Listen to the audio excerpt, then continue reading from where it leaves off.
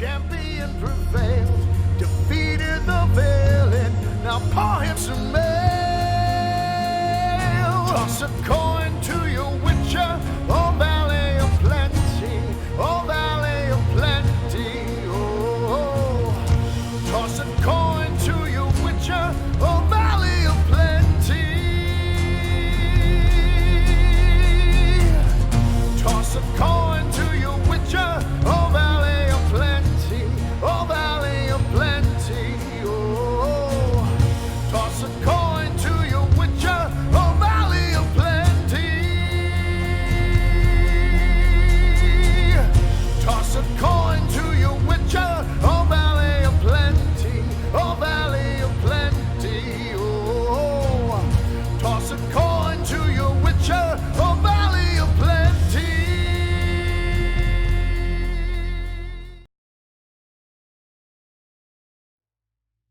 Well, hello everybody, and welcome to Wednesday night, a little witching time here, 8 p.m. Eastern on Tales from the Grim. We're going to get ready to get right into the action. I have a group of fantastic players that are ready to travel the continent, take on terrible beasts, uncover what I hope to be fun mysteries. But again, The Witcher is a dark game. It's much like the video games and the books, in fact, exactly like it. This is dark fantasy. The world is ugly. But luckily, and I think you'll agree with me if you haven't met them yet, when you see our characters and talk to our characters, that they're at least trying to do their own version of good in the world. And we can't wait for that. But anyway, I would like to let you all know and welcome you all in that right now, this is Artalsorian Games, The Witcher, Family of Wraiths. We are sponsored by Artalsorian Games. Right now, you can join in a giveaway for a PDF of the core rulebook.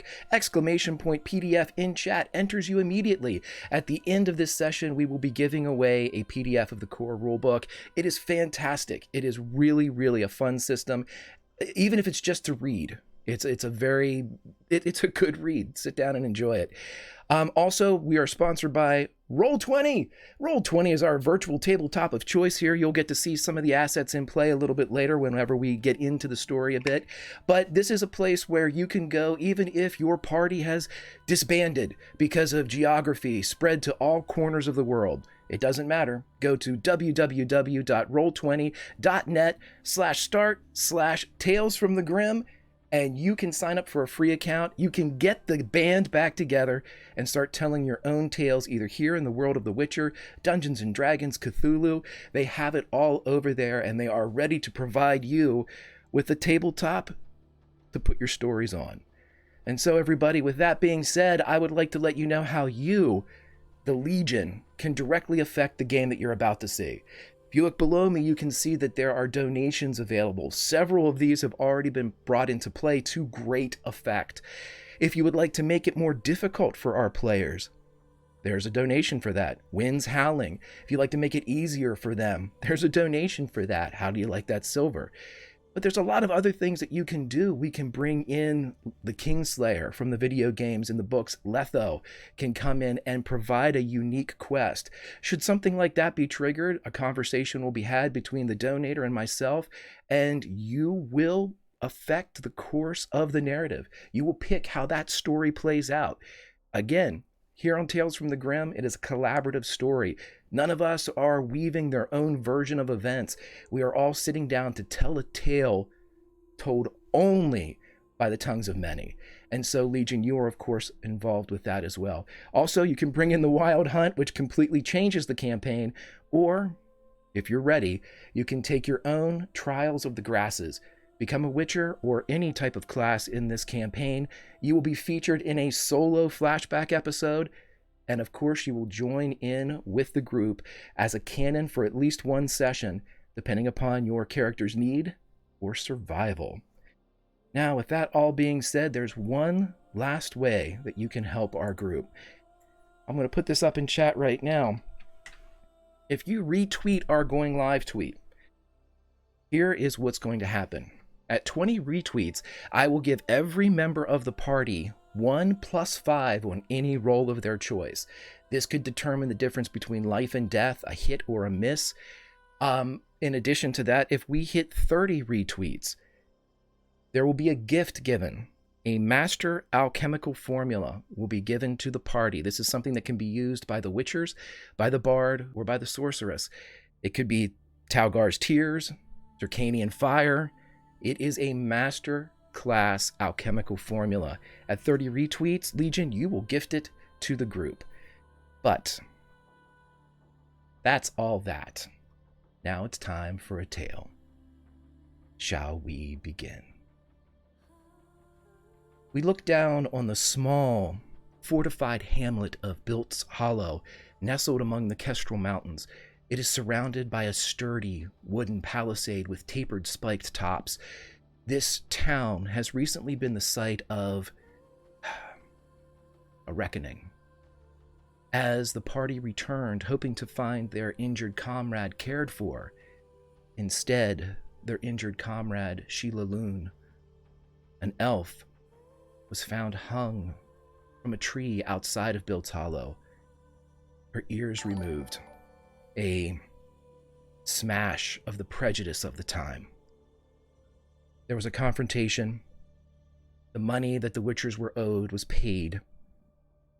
One of the archers from the village was killed, but the event seemed over. That night, as the sun crept down beneath the horizon, casting the small, shallow valley into darkness, the father who had been given care of Sheila Loon, the priest, is seen talking to a young girl. "Father, I'm afeard the witches will return and send us all to the smoke and the ash." There, child. You needn't worry about the witches. They have already moved away. Monsters such as they never stay in one place. And the elves? Oh, child, the abomination that is the elves isn't long for this world. We will do our duty and rid this world of their taint. The gods look kindly on us for being good caretakers. The child looks up at the priest. "Oh, all right, Father."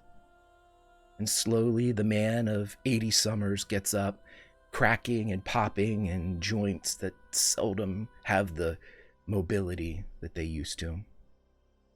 And he walks out, sees the parents in the small kind of gathering room, the family room. "You be all right. The child is understandably upset. But she'll learn in time that it is just the way of the world and the will of the gods." They both thank him. And as the priest shuffles through the interior of Bilt's Hollow, he moves through the night and into the very plush apartments behind the church, climbing up a long stair that takes him much longer than it did even a summer ago. And he gets into his high living quarters atop Bilt's Hollow, looking down upon his flock. He smiles and enters his home. A low fire still glows in the hearth, but none of the room's many lamps or candles are lit. He stumbles for a moment, his eyes, like his joints, not what they used to be. Dark as pitch in here." The father stops as ice water enters his veins and his bladder empties of its own accord. Two glowing orbs catch the last of the dying fire's glow. Not two orbs, two eyes.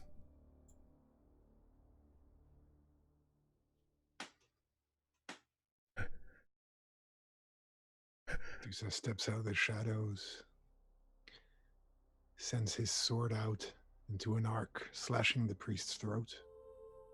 A superficial cut. Just deep enough to sever the old man's vocal cords. He's wearing a black outfit with a blood red scarf. He's taken the potion of the cat. So his eyes are like those of a feline. His pupils are cold, black slivers and pools of orange. He points the tip of his sword at the man's heart and quietly says, What's the matter? Cat got your tongue? He drives the point of his sword into the man's knee. And as the man lurches, he catches him, grapples his arms, and whispers, "Getting ready for a good night's sleep, are we? Well, I've come for my payment. Today was my friend's funeral, and I chose not to claim coin, thinking that it might please destiny to see a witcher repaid with gratitude. And now, because your faith does not include protecting a broken-hearted girl from a writ, you will meet my God. He is merciful, but like you, he is old and hard of hearing. So you'll have to speak up." He drags the man to the window, and before shoving him out, he looks into his heart and sees, both to his dismay and satisfaction, a raging fire. He steps back and kicks the priest out.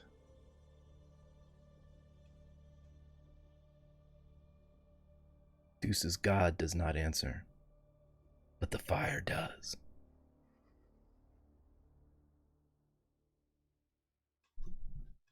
Meanwhile, back at camp, as we bring in the rest of our players, you have all gathered and started your own fire. One for comfort in the sharing of stories, perhaps, of planning and pledging. While fire burns, a new log cast upon it by the caretaker Dusa, the only one of your number not currently in camp. But you have much to do, and the events of the past day and a half have been plentiful. So I will ask my storytellers, what do you do? Tell us a tale.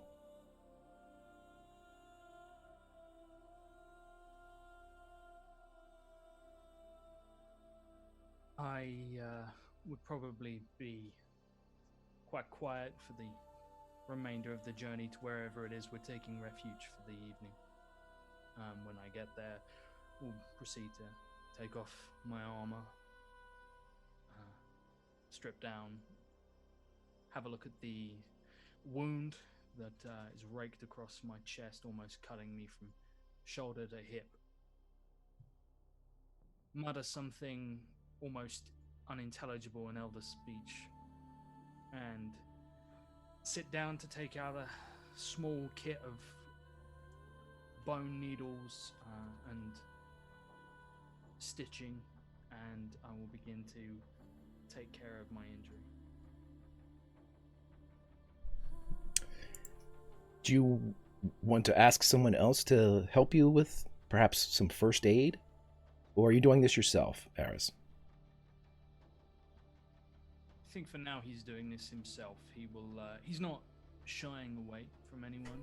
He'll sit close to the fire and he'll begin heating one of his knives against the flames.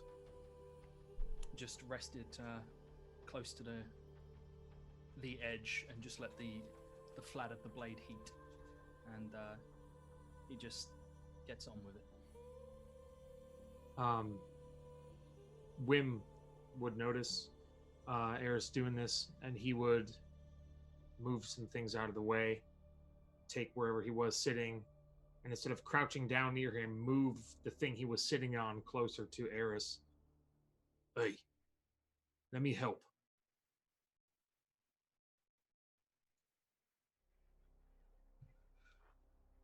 I can do this myself. "Yeah? Would it take less time if it were both of us?" He hands over the kit And with his gear mostly taken off, with his armor missing, with his shirt, unlike other witches who have a collection of scars, he is covered in tattoos. Most of them have a kind of a snake theme to them, so they will have the scaling, and there's a lot of sort of very dark patches. Not all of them are the best detailing. Some of them are far shakier than others. Some look like they very much resemble almost prison tattoos, like the hand done probably by himself. Others are far more eloquent, but for those close enough, as he's so close to the fire, you'll see that underneath every tattoo is warped flesh. You can see scars that have been covered by ink in every single place. And as he sits there, he watches as it's cut through the head of one snake, through the midsection of another, and he begins sizing it up for his next covering. And he'll let Wim do what he's got to do. So let's throw in some mechanics to this scene of the two witchers, one tending to the other. As bone needle meets thread and needle meets flesh, I will take a first aid roll from either of you. Can I lend any assistance to him or make any roll to help him out? I tell you what, I'll adjust DC since the two of you are in a controlled position, and you can take your time, steady hand and whatnot. I'll roll. Stay still.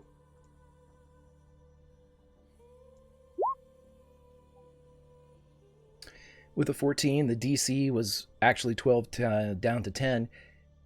You are able to heal and kind of stabilize the wounds that are many across Eris. Not sure how Wim would take the visual that he's seeing, but there was a lot of damage done in that last fight, to the point where, Witcher or no, it's a hell of a beating to take. Mechanically, Josh, Eris still is going to have a negative, but it's a negative to speed. His speed will be reduced by 1 until such time as enough time has passed or he's able to see an actual physician, usually in a town a little bit bigger than Biltz Hollow. What are the rest of you doing?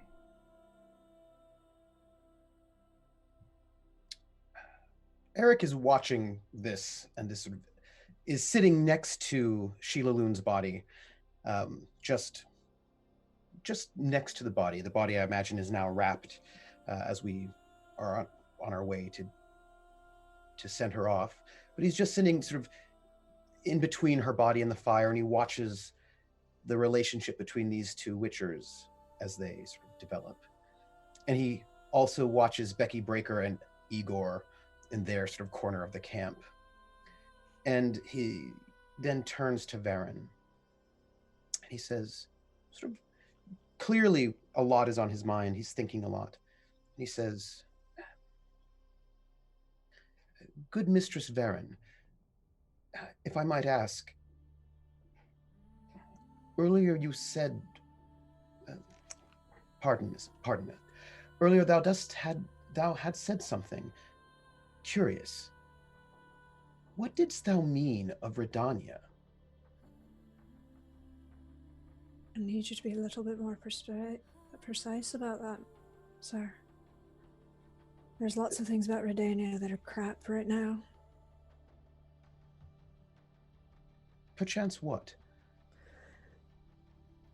And she kind of looks at you hard, and she's seated very precisely on probably a stone or a log or something that's just there, and isn't moving. She kind of studies you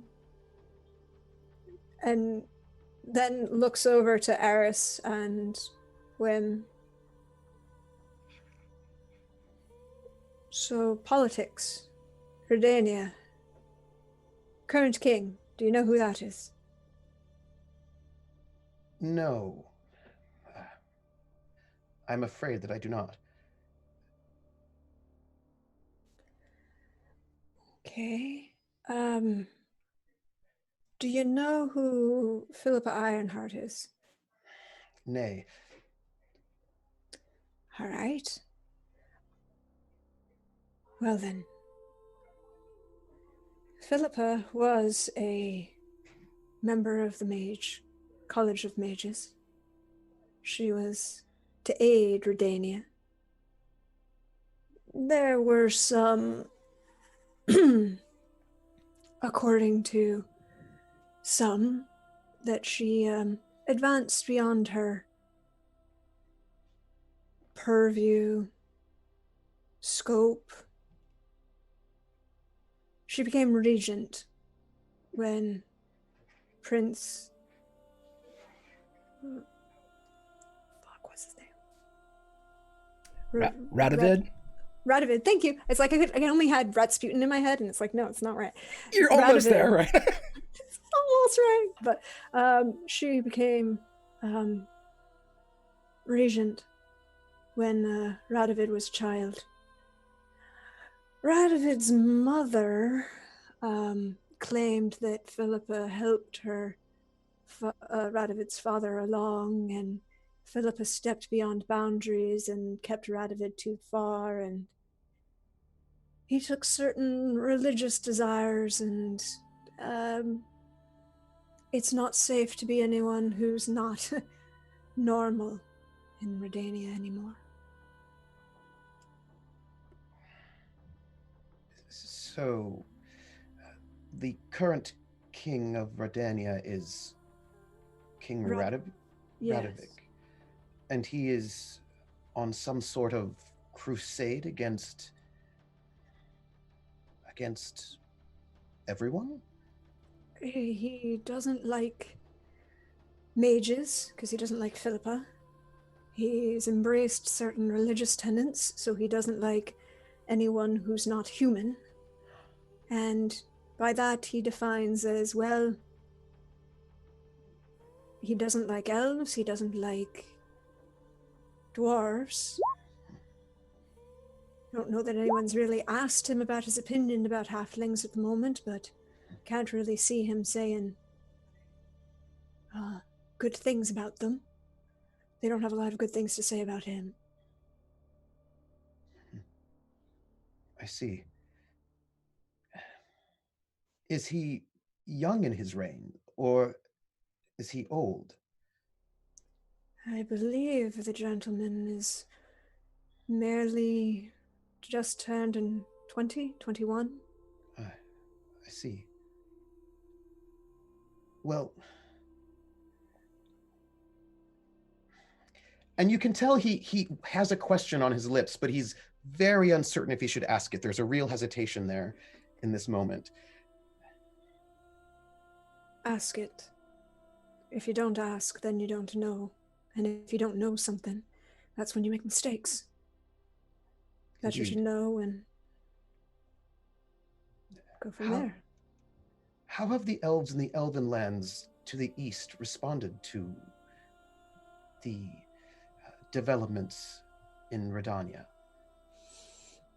Over the mountains? Yes, just east of here.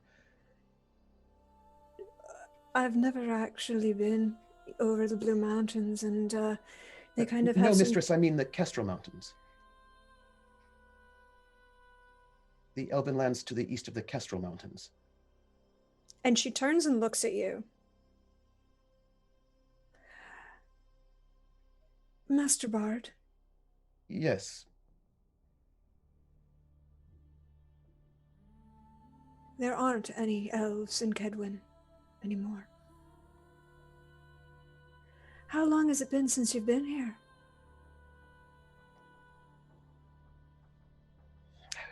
Pardon. You said there are no elves in Kedwin anymore.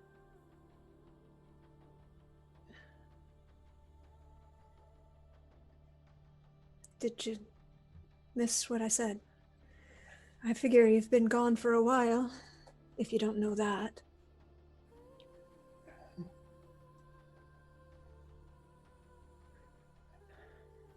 choice. Was it temporal or astral?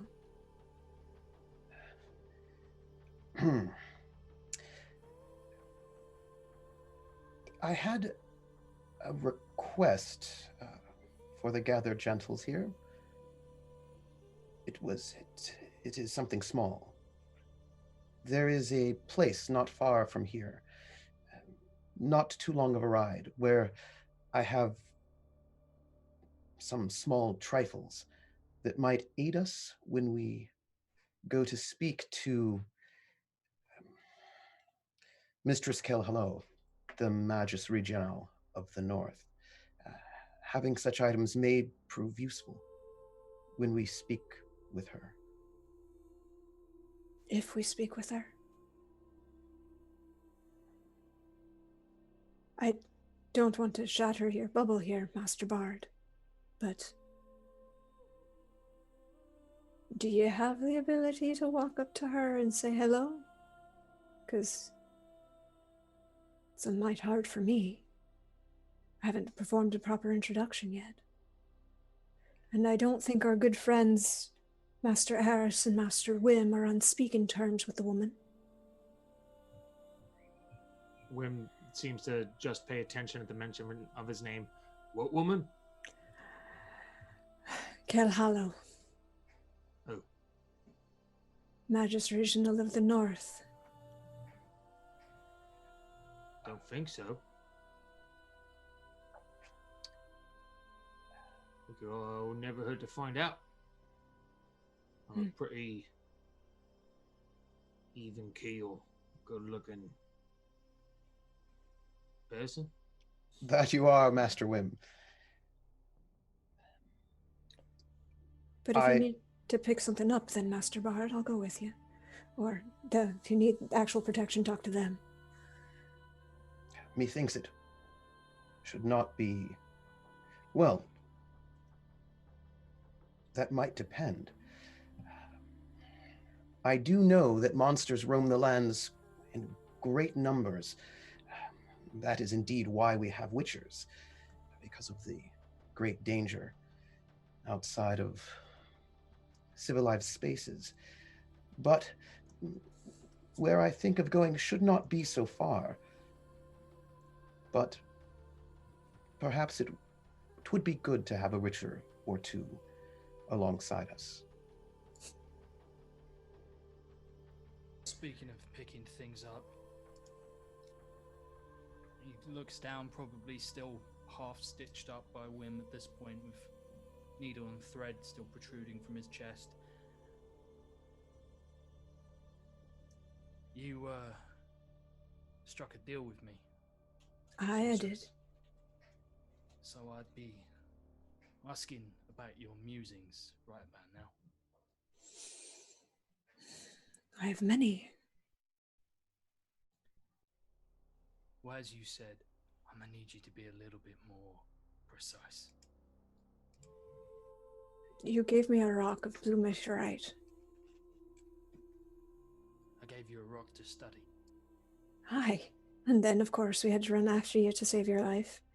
Save a bunch of lives, so I'm working on that. If you want me to sit down and do that, I'll happily do so. I also had another question for you, Master Harris. Did you want me to see if I could give you any small aid in your recovery? I know that Mistress Breaker's claws are not always the... The cleanest! You hear from across the fire. At least you acknowledge it, ma'am. I didn't want to be crude, but...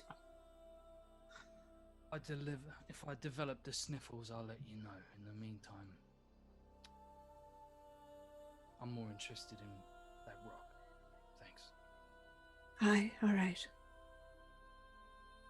I'll look into it. Master Eris, I do have a question for thee.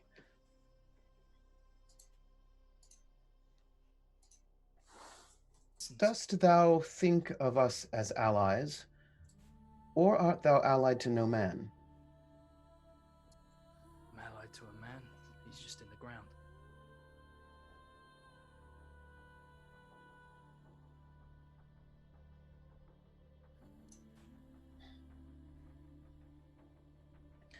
We all have been brought together by Mistress Sheila Loon.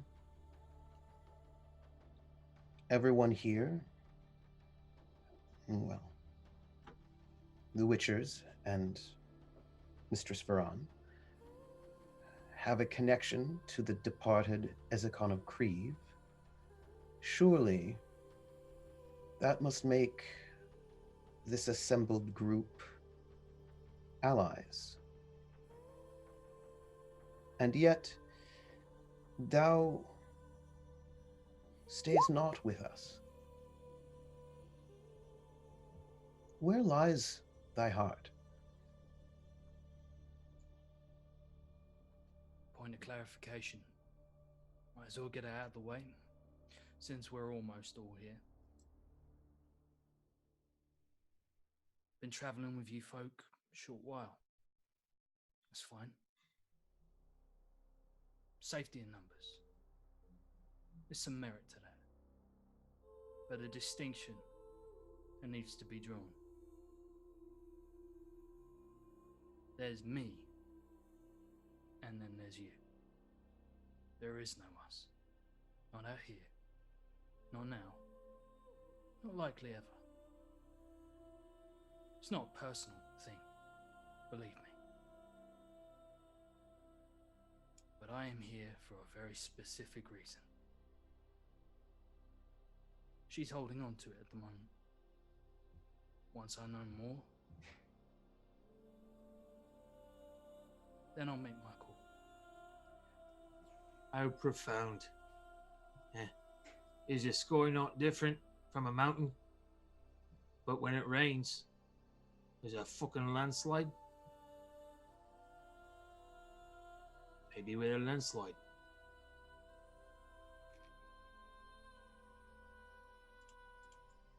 You worry about me getting a cough from this. He pats his wound. You should more be concerned with my presence. It's not an ominous threat. That's not me trying to intimidate you. You seem like reasonable folk, most of you. But I'll tell you this right now. You're better off traveling without me. So, once I've got what I need, I'll be on my way.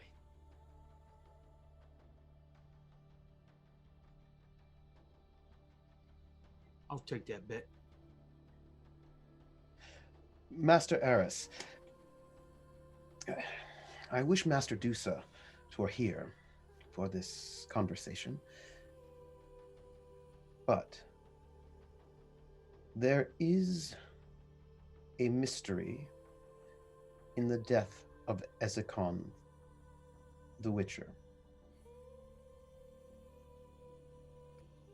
And I suspect that to solve this mystery, we all needs work together if we are to unravel this knot that so vexes my soul. A knot that I hope matters to thee as much as it does to I. Lone knights do not make a successful charge.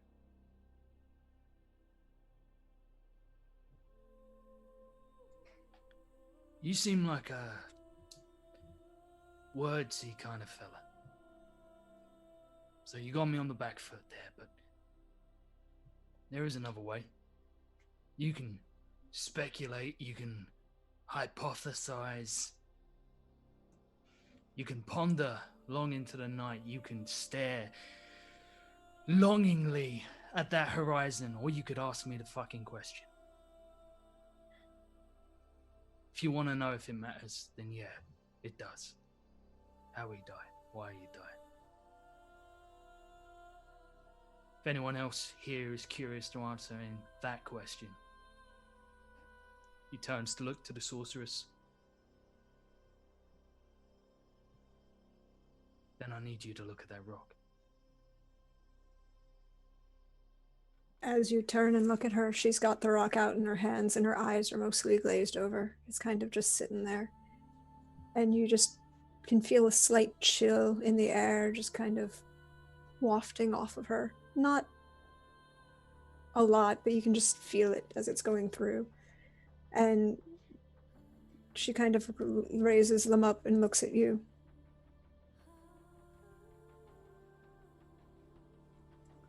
It's a very interesting stone you have here, mister. Haven't seen one of these in a while. I have. Where? You first. Everything you can tell me. What can I tell him, Greg, with a 25? With your roll, you've learned a few things. The first thing I would like you to learn is roll me 1d5 for me, please. Cool. I can do that.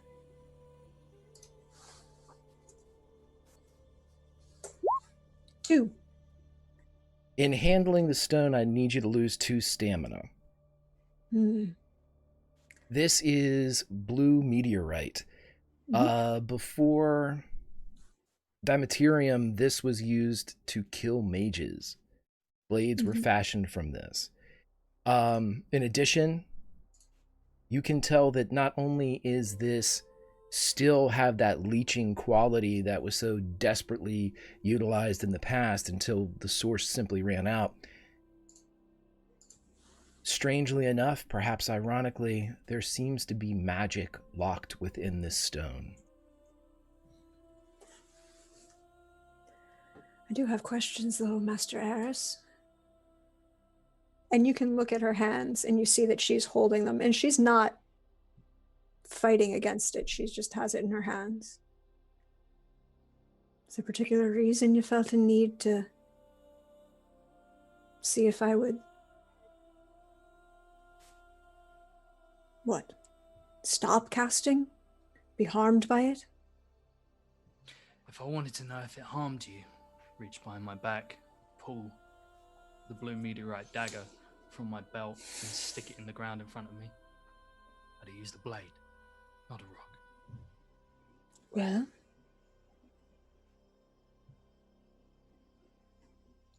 it's designed to hold magic I at know bay. that. And I'm betting there is magic in it, isn't there? Aye, there's magic here. Wim will stare down at the knife that Eris had just thrown into the ground. Where'd you pick that up? Long story, another time.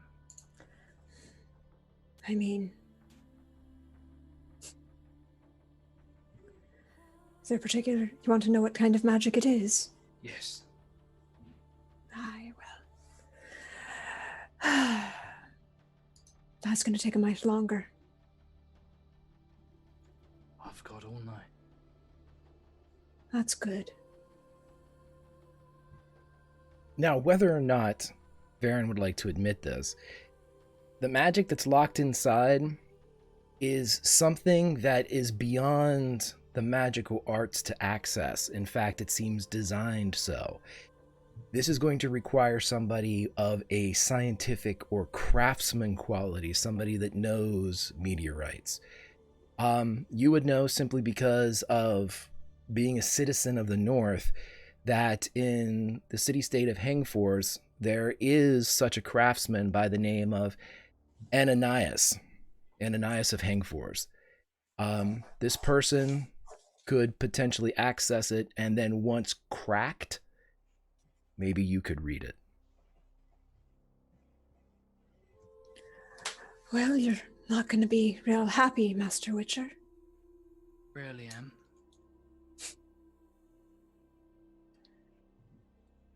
And she just kind of looks at you and smiles, just the slight smile.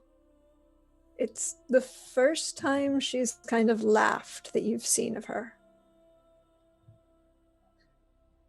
Yeah. I can't break it. I can't read it until I break it. You know somebody with a skill at doing so? I only know of one.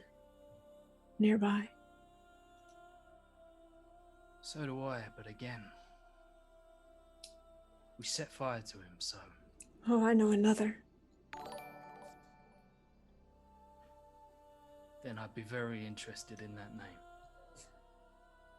Eniasa Hengsford. West of here, northwest of here.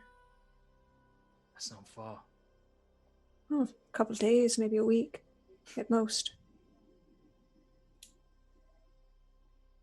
Through Redania. Where we were going, right? No, Eidgenvale is to the east of here.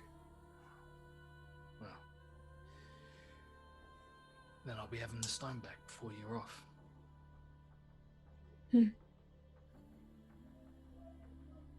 I have a question for you, Master Aris. It's a There's a question. lot of that going round, but sure. Yeah. It's the same question I have for Master Wim. I already can guess Master Eric's answer to it.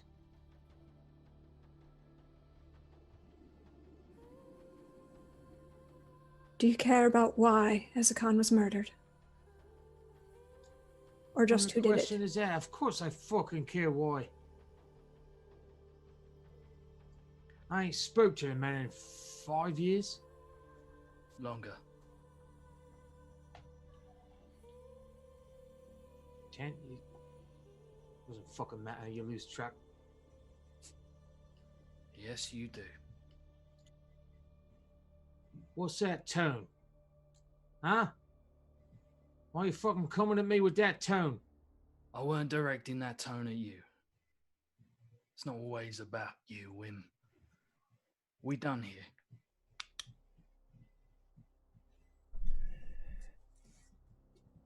It would be around this time that, Dusa, if you so desire, you may return to camp. Dusa will step out of the shadows, unsling his bow, sit down. Good Master Dusa, did you bring us new firewood? I'm afraid not. I was out hunting. I caught something, but it was too foul for eating. Put it out of its Foul misery, for a Master witcher. Dusa. Indeed. So, I shall begin with what I know of Master Ezekon the Witcher, his death. Perhaps if we all share what we know of the circumstances around his demise, we may come to some clarity. I know little. I know that his body was found naked and hung in the town square of Eidgenvale. I know. Excuse me, I'm sorry, but we don't care about this. Night is when we must move, so we're leaving now? And Aye. Peta is holding on to Becky Breaker's, like, apron-esque skirt. All right, good riddance. Before you go, Ed made mention of some teeth, maybe some saliva. We could use those. Becky has left a woven leaf kind of basket that has a jar full of her spit, some huge flakes of, we're going to go with skin from Igor the Rock Troll, and various other little implements. In total, you all have received venom extract, hag saliva, which for our purposes is the same as teeth, troll skin, and troll stone. Those are mine. Thank you, Master Igor. Welcome.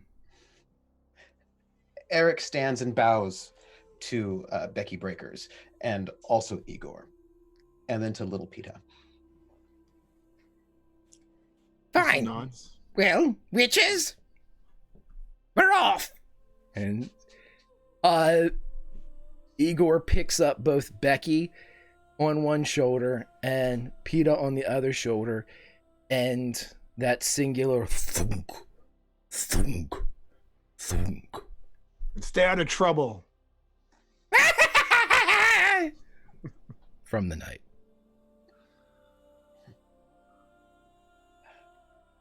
So, as I was saying, I know that he was killed by men who called him a traitor. We now know there was a writ for his demise written by Mistress Kelhallo. I know also that he had been working on something important before he died with a woman, something I believe to be magical in nature. I know not if this woman was Sheila Loon. I had not the time to ask, or if it might have been It was Mistress someone Varan. else. Mistress Varan? What are you asking? Was it Working what? I'm sorry, I got distracted. I know that Ezekon of Kreve was working with a woman on something magical, on something important before he died. I No. was wondering, no. If he was working with me, I would have helped him. I do know that he was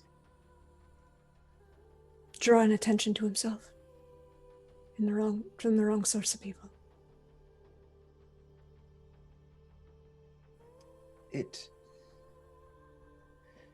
It seems to me that it seems strange that Mistress Kelhallo would order the death of Ezekon of Kreve. That does not seem... That seems curious, strange. So he's called a traitor by men. And this Kelhallo's from where? She is from here. A human Okay. as well. Yes. Well, she's a sorceress of note and power. But I can tell you what I know. That Ezekon of Kreve had drawn the wrong sort of attention to him. He was acting oddly, they were saying. Assaulting nobles in the street, demanding attention, access, questioning people. But nobody could tell him what the answer was. Did you come across that? His name had been mentioned in the college.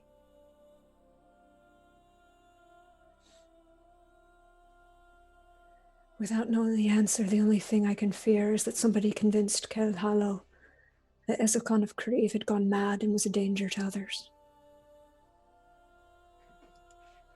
It's bullshit. Aye. We know that. But You suggesting she doesn't? But I can tell you something else. He was killed not long after we went investigating Kari Seren. Pray tell, who is that? Sorry? Pray tell, who is that? Kari Seren is the Witcher's College for the Griffins. It was the Witcher's College until mages destroyed it. When did this happen? Wow. A while back. But we went to go investigate. Ezekon thought that someone was stealing things. We went there and found a dead end. There were a few things I thought I could have told him that I didn't. I just wanted him to retire like me. After that, he went off into the city and was murdered.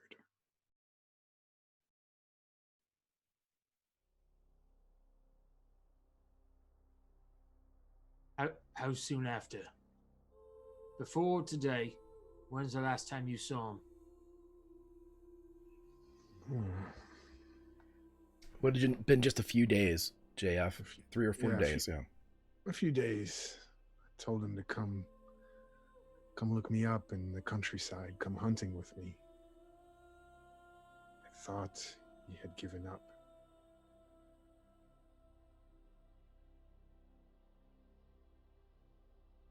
There's a lot of information here we gotta sort out. Last time I saw him, can't remember how long. We couldn't speak to each other for 5 years. Not by choice, by a curse. A bargain. Last time I saw him was the last time I saw him. Haven't spoken to him since. 5 years ago. At least. And why did he call you to his funeral? Were you close? Off and on. Job here and there.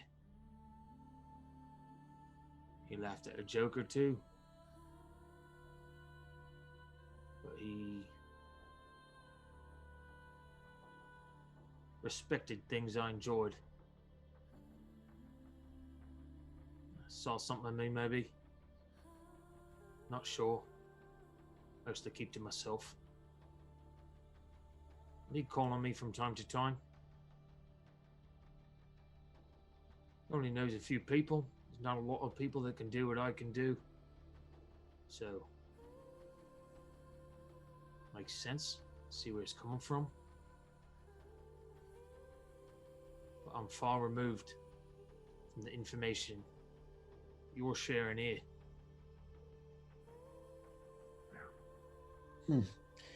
Distance of time may not be all that of a remove. Methinks that rock... I think I remember something about a rock. Needing to find it, perchance?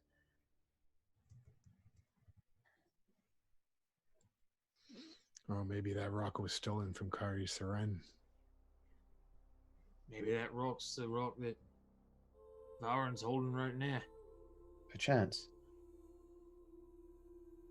I do not wish to alarm ye, but I am much disturbed by the idea that Kel Hello would order the execution of Ezekon of Kreve. Well, maybe she wants that rock. Maybe if we go over to her, we'll be taking it straight to her. That's not what this is about.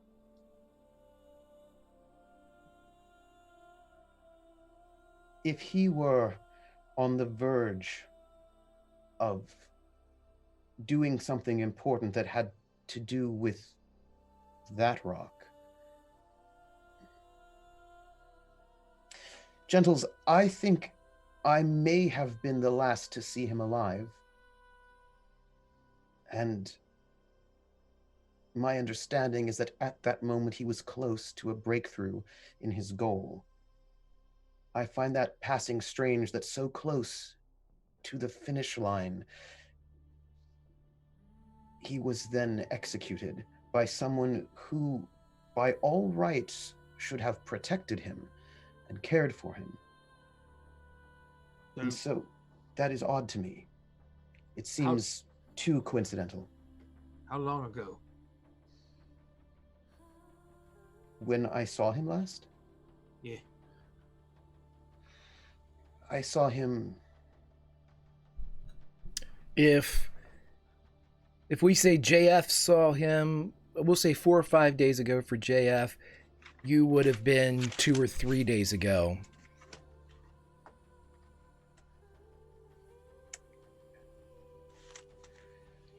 I saw him on the day he died.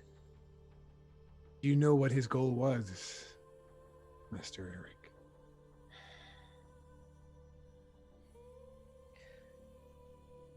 He wanted to break a curse,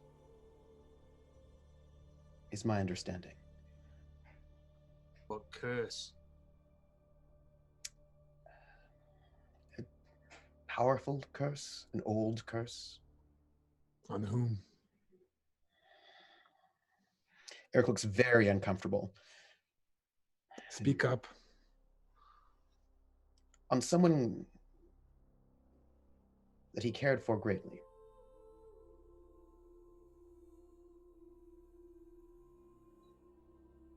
I have a feeling you know who that is. Or where they were at? Yes. All of those things are true. Can you tell us? It is difficult knowing that one of our number thinks of himself not as a friend.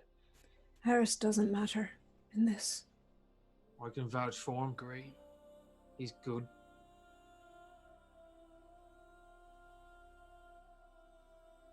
Ezekon of Kreve wanted to lift a curse on me. What curse you've got on you? I no longer Curse. have a curse upon me. The curse has been broken. Was it his doing? No, it was not. Did he help? Did he help? The curse was broken upon his death. Upon his death. And who were you to him? That he would die for you. He did not die for me, he was murdered. He was attempting to find a way to raise the curse some other way. What is the nature of that curse?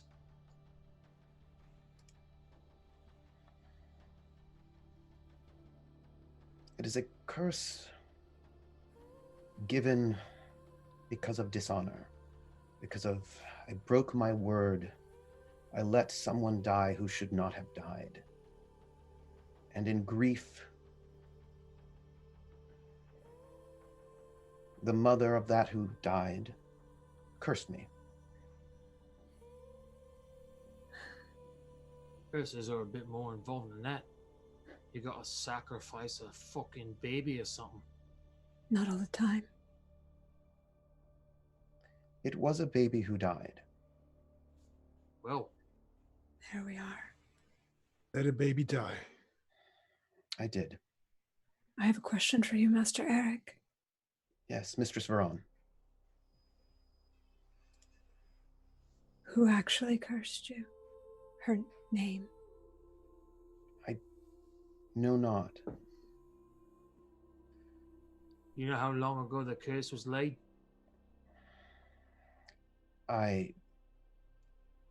It is a little difficult to say, but I have ideas. What year is it now? 1271. Some 200 years ago. Fucking excuse me? The curse was laid some 200 years ago. On you. Preservation? I'm afraid not.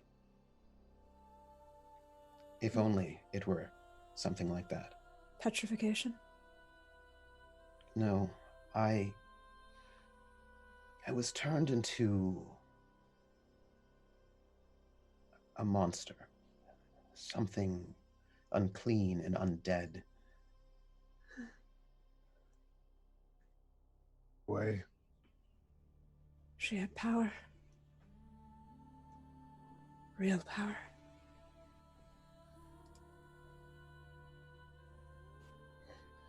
You didn't answer me, Master Eric. Who was he? Who were you to him? And who was he to you? And why would he try to lift your curse?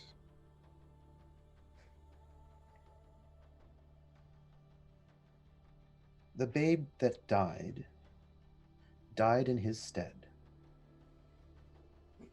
to protect him.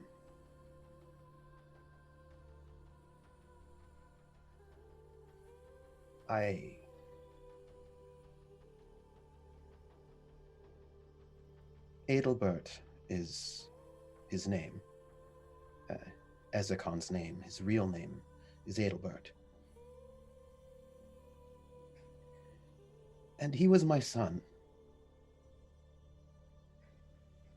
And I knew that an attack was imminent. And I knew that my son had to survive and be protected. And so, where he lay, I replaced him with the child of someone from my court and gave Adelbert to an ally of mine, a witcher, who spirited the babe away. I thought that this attack would be unsuccessful, it would be repelled, but there were more betrayals than I had thought, and everyone died. Well, not everyone. You think some people survived the attack, the ravaging, but my sisters, my brother, my mother, the babe who was said to be my son, they all were murdered. I And swear I- I prefer the company of dogs. Yes.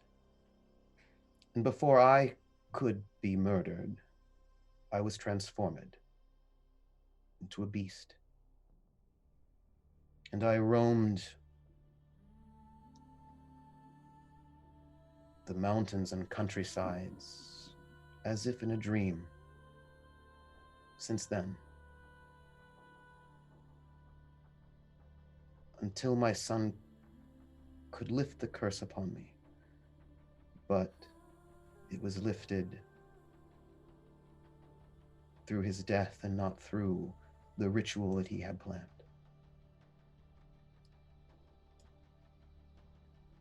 Well, fuck. Yeah. And Mistress I would like Hello. to insight check. Yeah, same here. This is a bard he's not sure if this is a bard telling stories. He just seems very uncomfortable with this tale. Sure, absolutely. Go ahead and welcome, Raiders. We're playing a little Witcher from Artausorian Games. If you're popping in for a second, go ahead and hit that exclamation point PDF. You can win yourself a free copy of the Witcher Core Rulebook by Artausorian. So thanks for showing up. Thanks for rating everybody. Get yourself entered into that free book giveaway. Let's have... what do you all want to roll here to? Human perception? Human perception? Human perception, all right. And Oh Troop- boy. Yeah. seems This is, legit. Right. This is seeing double. My base is higher than that on all of my on all of my empathy skills. Yeah, think of it as you will, but it sounds legit to the two of your ears, or the four ears between the two of you. It's feasible. Yeah. Tusa's going to take a moment to himself. He seems like he's going to be sick. If I may say, one piece that has been weighing heavily upon me since I saw that writ, Mistress Kelhallo. She was my court mage in her youth, a dear friend, an ally, someone I trusted with my life, someone we were very close. And it does not make sense to me that she, a good and kind woman, would give a writ to assassinate my son. I'm going to be the one who asks it. Who was his mother? And he plays with his wedding ring that he's wearing. My wife, Elizabeth, beautiful woman, from a neighboring duchy. She was wonderful. She was smart, talented. She taught me how to sing on the lyre. And she was of a duchy with very important trade routes and a strong militia. And our marriage was political, but also we grew to love each other deeply. However, the Prince of Cairngorm also coveted Elizabeth and also the lands of the principality. He coveted many things. And it was he who instigated this attack. And I believe that he stole her. I know not what happened to her after that night.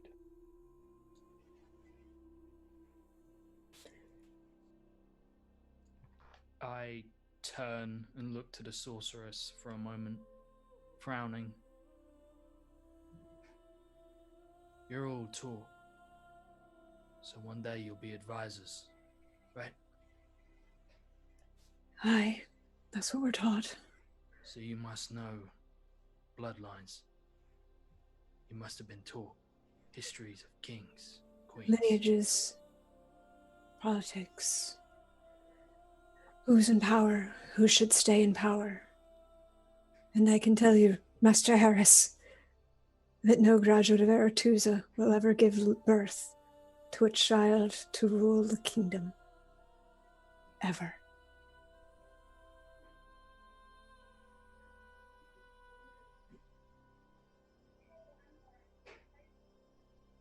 You'd be able to shed any light on what happened to his wife, is what I was going to ask.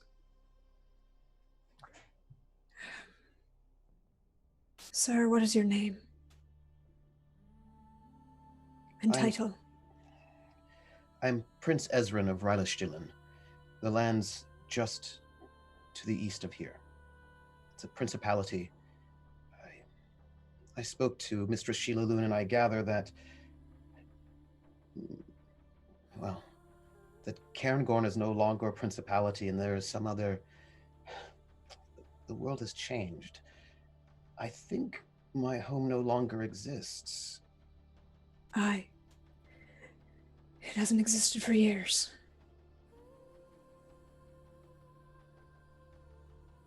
In answer to your question, Master Witcher,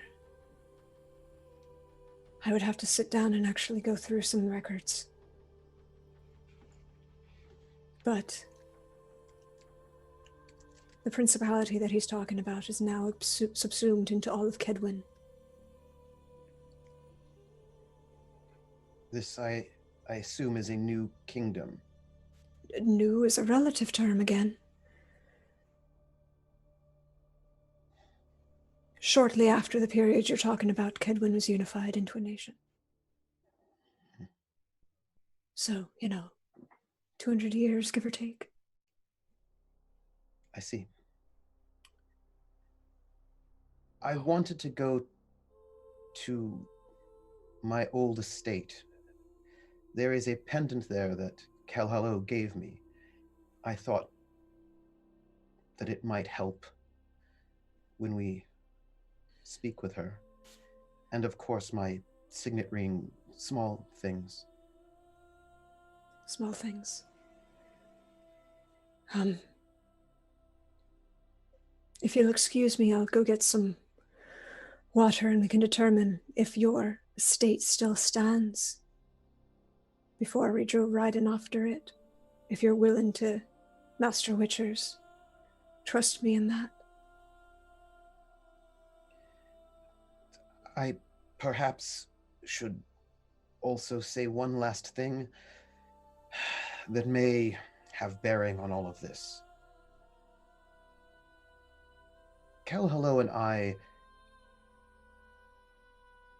were in love before I had to marry. But she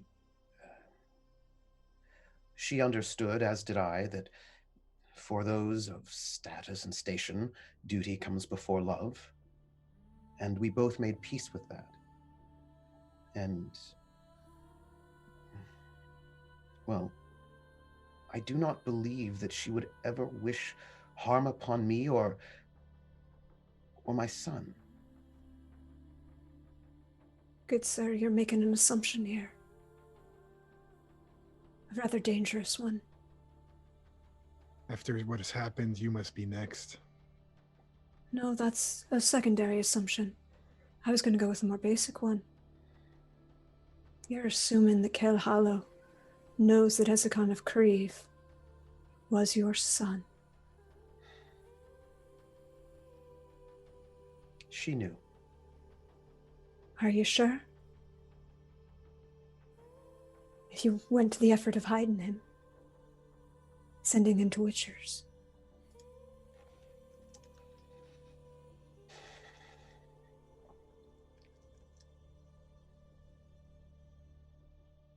He pauses, quiet, thinking.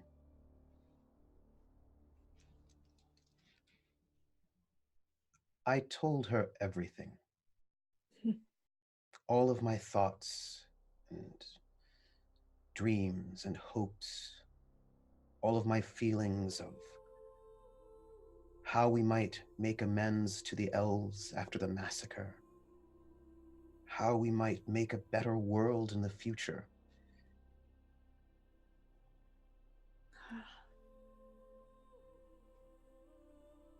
But did you or the Witchers give him the name Ezekon of Kreve? I had never heard that name. Then why would she know anything about Ezekon being Adalbert?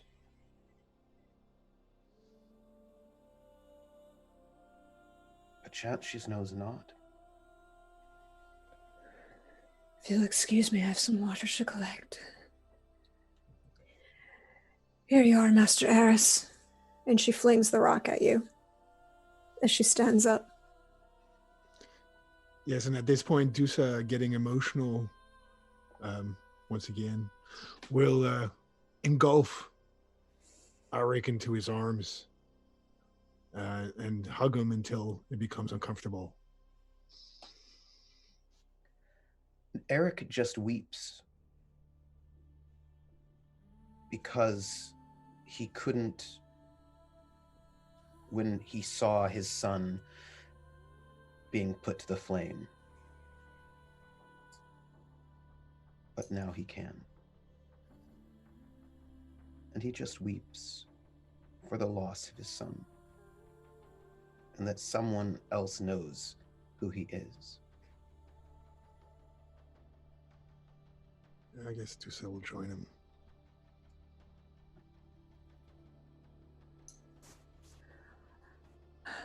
I'll be back shortly.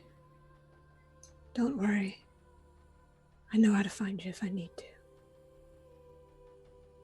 And Veron gets up, stretches her back, and just walks out of the camp quietly with purpose. Wim will stay in the camp, but reposition his body and watch as she walks away, and to see where she's going. Eris just stands behind him, begins to shrug into his shirt, watches past Wim, just quiet enough to be heard probably by his fellow Witcher, says, "Fucking sorceresses," and affixes the rest of his armor. Sorceresses ain't a problem. There's more going on here than there is in a fucking mama's play. That's right.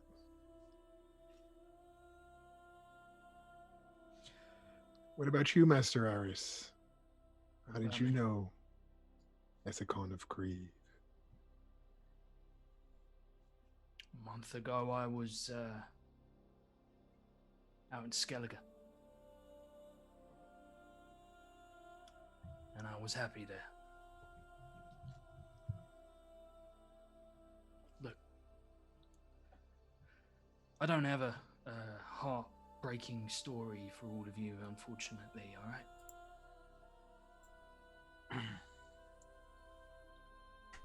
But I will tell you this. He didn't just have enemies in the north. I have a few contacts in the south. And,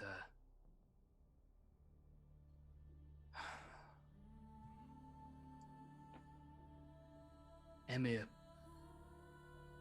put a writ out for his death with the Blackguard. Why? Charged with treason. What fealty did he have to the south?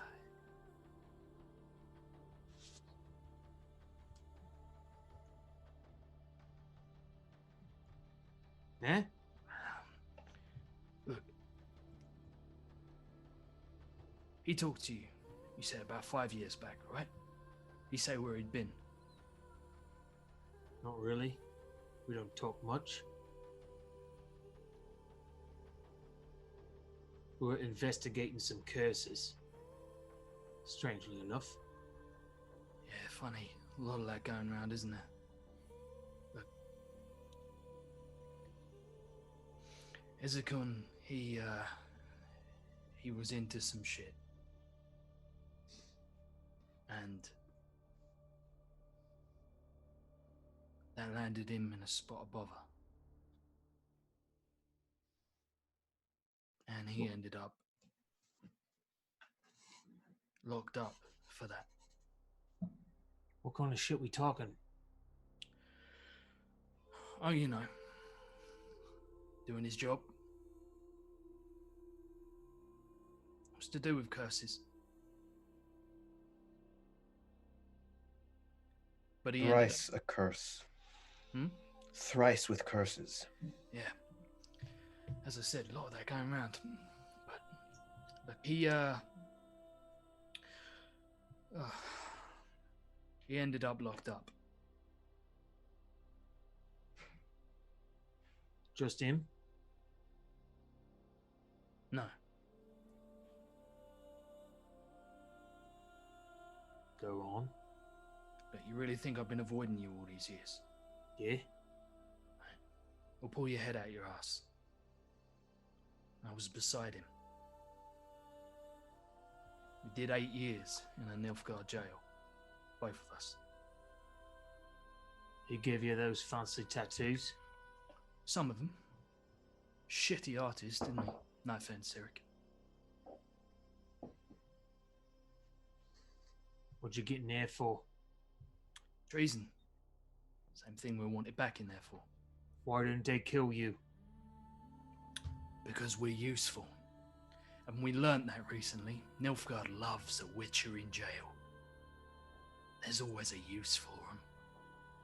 What'd you do? Nothing like that. Few bogeymans every once in a while, you know. Those sorts of things. Things to go bump in the night. Mostly it was nothing. Mostly just rotting in a cell. But sometimes it wasn't. What'd you do? I survived. Look, that ain't important. What is important is we were pardoned, cleared entirely. By Oh. Emre. But what was the treason you were that both of you were charged with? Treason is vague. And if there was a writ out for his death, is there a writ out for yours? I told you you shouldn't be hanging around with me. Fuck you. Fuck I'll bring you that too. whole fucking empire to the ground. Yeah, fuck Wraiths. Yeah. Yeah. Alright, not so... It's not as easy as just that, okay? It's why I was in Skellige, of all places. It's not for the weather. It's not for the sociable locals. It's as far away from you as I could possibly be, and everyone else. What was the treason that ye both were charged with?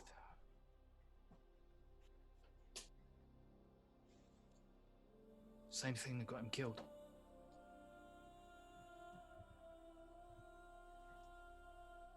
Look, I appreciate that maybe he was your son. And try not to take offense to that, but believe me, I've heard all kinds of shit. I've learned to take everything with a pinch of salt. But I don't know any of you from Adam, so I'm not sharing, not everything, and I have my reasons. Because Ezekon was betrayed, time and time again. I sat next to him for 8 years, talking it over.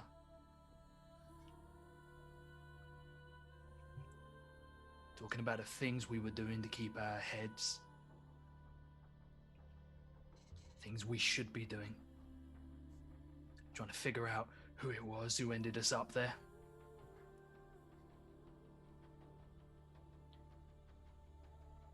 Wondering if the people we gave a rat's ass about were still out there. Or if they'd been hunted down. He was a good man. Best I ever met. And someone fucked him over. He was onto something.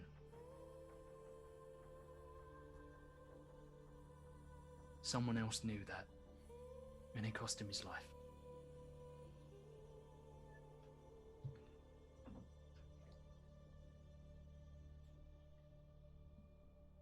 I think there's someone we should talk to in the Blue Mountains.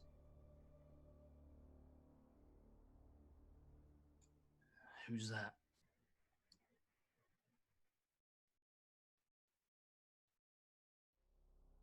Some curse weavers. Set of twins. We made a deal with them. Suppose we could have killed them. We didn't.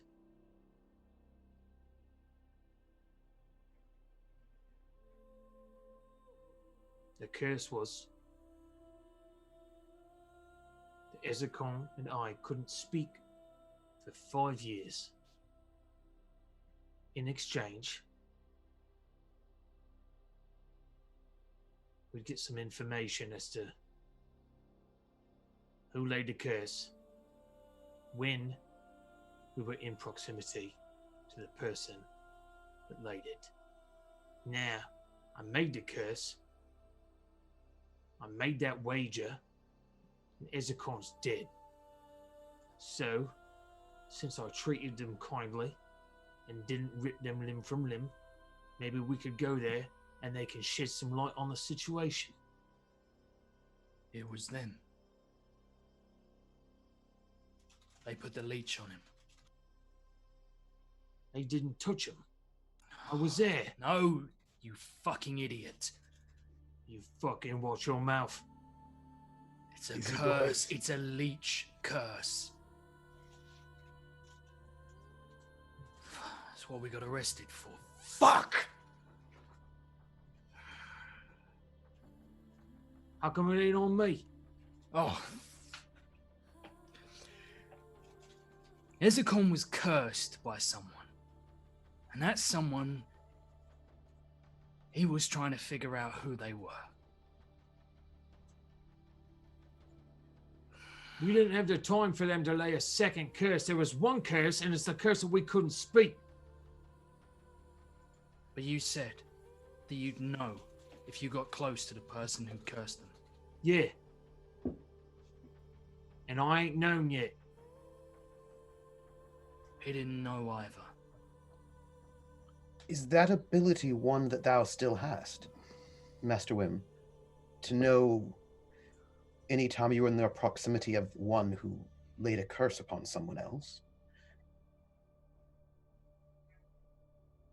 I suppose it's still active. It ain't happened yet. I don't know. That's why I keep traveling.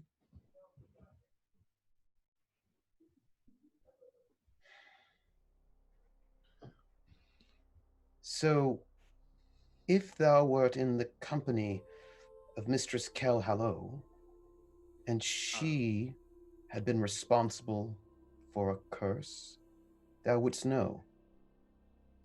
Supposedly. I can't keep track of days. I don't know if he died within the 5 years. I don't know if that breaks it.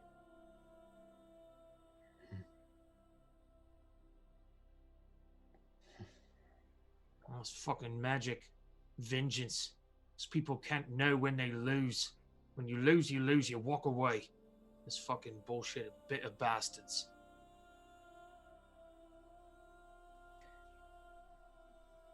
Mistress Varan is not here at the moment, but I must say, ye three, Master Dusa, well, ye four, Master Aris, Master Dusa, Master Wim, also Mistress Varan, are the only living people I know who knew my son, who I never got to know. I am loath to let any of ye out of my sight. Ye know him, ye knew him. Ye have the stories that I never could have. If someone murdered my son, betrayed him, I will learn who. Think it'd be best if you went back to your castle and let us take care of things. That assumes that he has a castle to go back to, gentlemen. Oh, where'd you come from? Oh, And Varan just walks right back into the camp, carrying a bowl of water. Fuck, you're silent. Yes, I am. So do we want to see if we can find if his castle still stands, gentlemen? well, there's just one missing piece. Hmm. We don't know what your connection to Ezekon was. He was a very dear friend. He visited sometimes as I was studying. Is that Period. all? What are you trying to say, Master Dusa? I'm just wondering if there's anything else.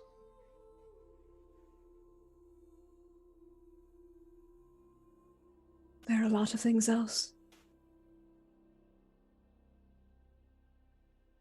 Did they Fair wear them? enough. What was that, Master Harris? Do you care to air them? Do you care to allow me to examine your mind for a moment? Mind.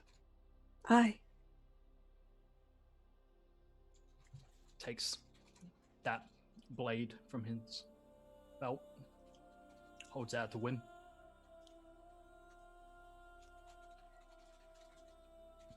Yeah, what you want me to do with this? She fucks with my mind.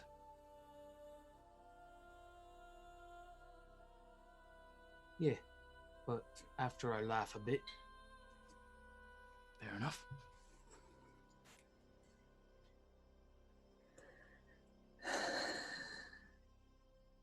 So tired. It's been a very long day. If you're willing to allow me, then, Master Eris, Just look at me and tell me honest and truthful. You weren't there when Ezekon of Kreve died.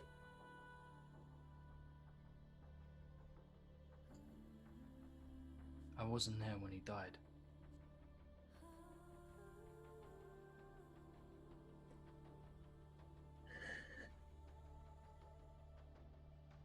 And you, Master Wim?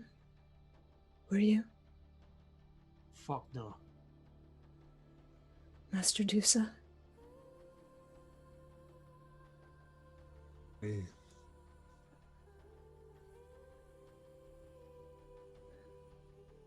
That's very good.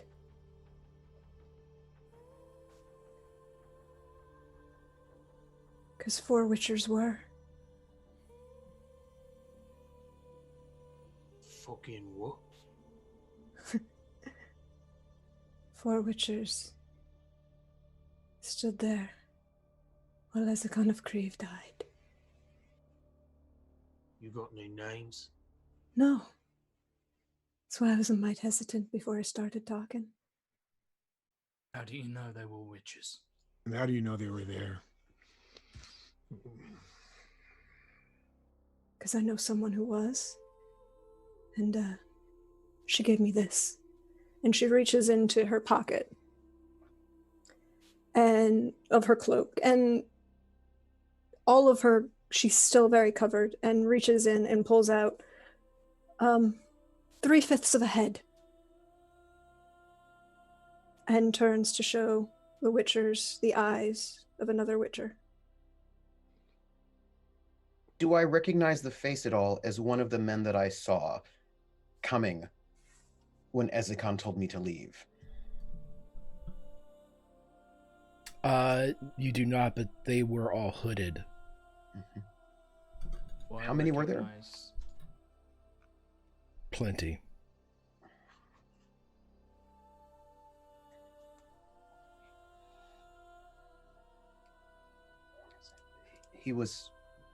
I was there when he died. Well, not the moment, but the moments before. You weren't there, Master Eric. Trust me. You weren't there. You?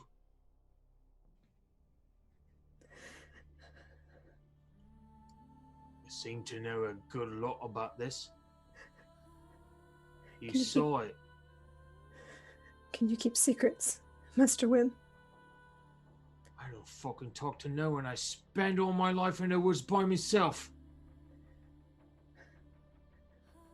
I'll be sure when you tell me to tell a couple of dogs.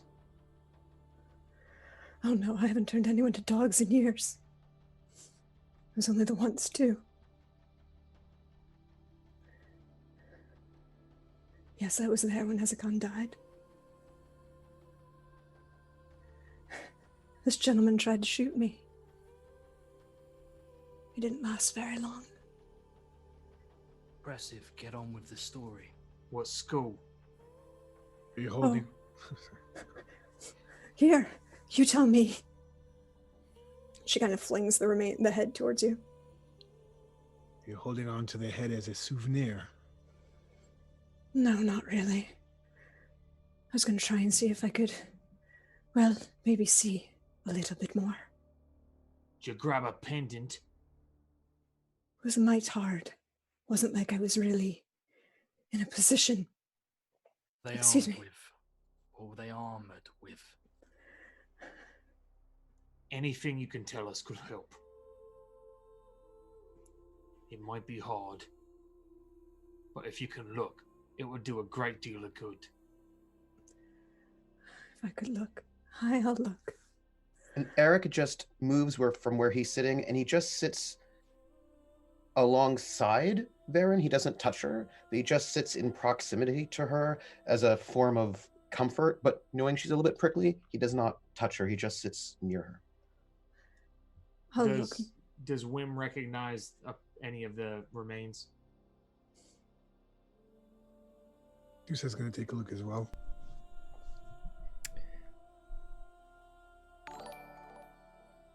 Dusa, roll me an awareness check. All right.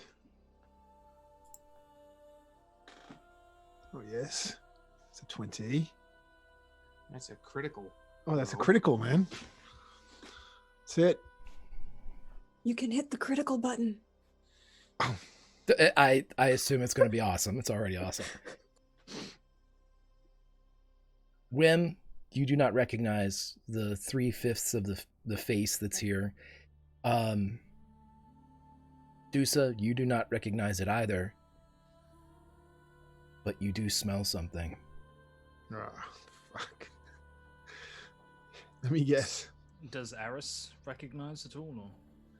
No, It's No a beggar one. tick blossom. it is Beggar Tick Blossom. He looks at people around him. Says, smell that. Hand the head over. That's been our trail for quite a while. This scent. Everywhere I've been investigating with Ezekon of Kreve, this scent was there. Where's it from? What's it do? It's an hallucinogen. If used right. Can be used for pain, a whole bunch of other things. Mind control? No. No. No. Not mind control. I can't tell you any more about what they looked like. This particular individual had a certain unfortunate disguise. What you mean by unfortunate? Well, unfortunate for us in the fact that it was a cloak of shadows.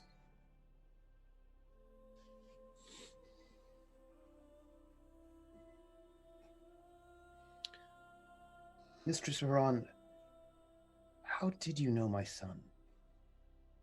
He was a friend.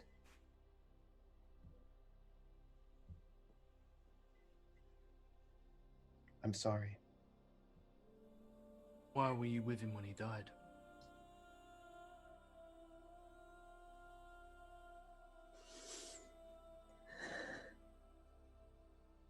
Because I'll always know when they need help, and I'll always come.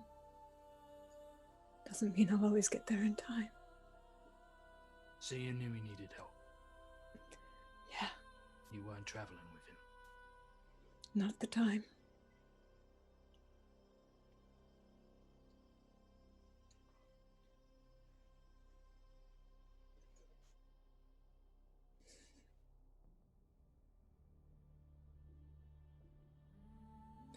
Oh, fuck this shite.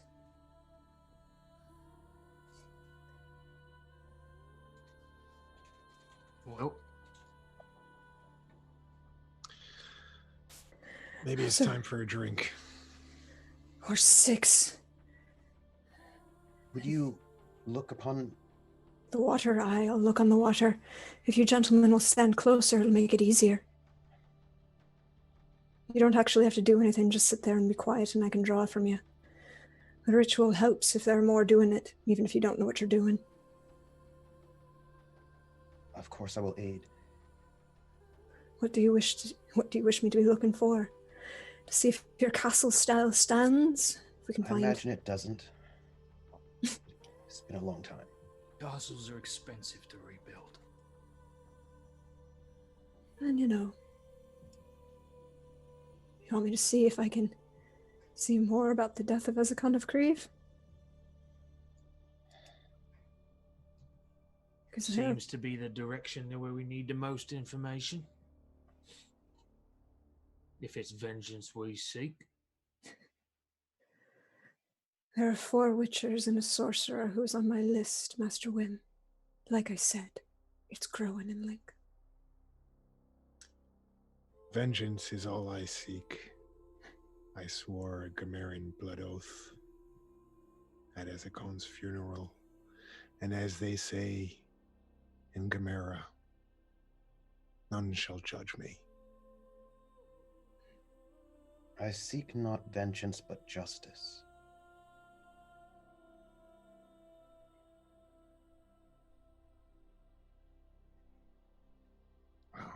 That's a thin line. I'll let Master Dusa make that good debate. Are you willing to aid? What would it cost to What? see more? Effort, time. Your willingness to sit here and pretend that you're doing an assistance makes it easier. Is it okay if we drink while we wait? Aye, just save some for me because I can't do it while I'm doing this. All right. So we'll break out his wineskin. And Varan will start pulling small satchels from her cloak again, spreading them out, and pulling different things from them. Myrtle and pearl, fifth essence, and lunar shards. And she lays them out around the bowl of water that she's brought.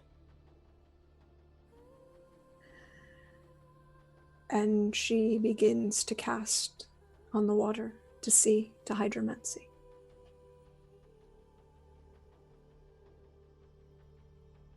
Let's make that roll. And because I have a bunch of people around me to help me, it lowers my DC to like 13. I know. Just Gotcha. appreciate these little things. Teamwork makes the dream work. While that is happening, and whilst it's all being prepared, Aris will go over and sit next to Eric for a moment. For a crit. We'll get to that in a second, though.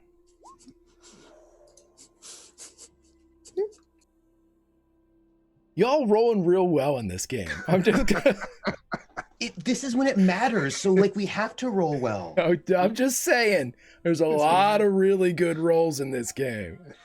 We had a human perception earlier that was a 4, and then had to have a fumble subtracted to that. Don't add us. That's fair. Touche.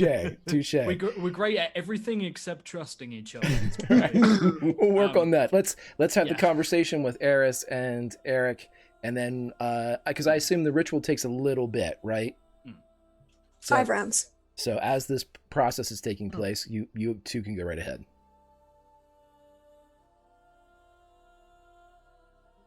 Explains why I've never heard of you. As a bard, you mean? Sure. I am not a trained bard. You should be. You got a knack for it. But I suppose you sung from the heart. Indeed. Well, when one grows up in court, there are many courtly skills one must learn, and music is one of them. I know. Been there myself. Long time ago. Perchance not as long as I. Where dost thou hail from? Not from these parts. Place called Gesso. Not a place you ever want to find yourself. Master Eris, in my time, witchers were respected, needed. What happened? I'm probably not the person to be asking about that. But if you want me to answer, I'll give you it.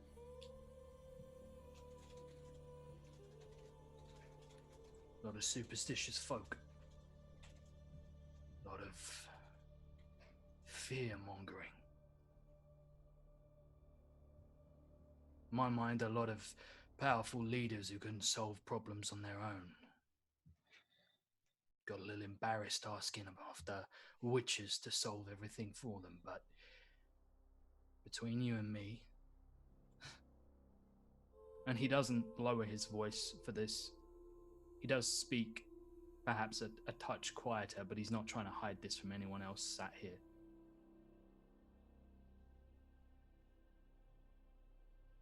There was a man, if you can call him a man, if you can call any of us men, by the name of Geralt.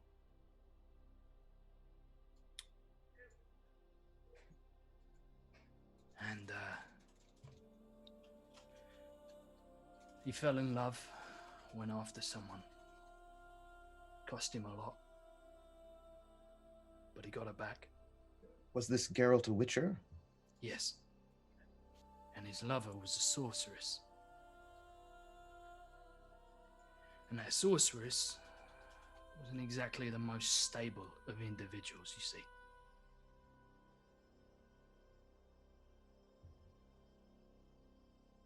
He traded his life for hers, or at least that's what most of us figured going in.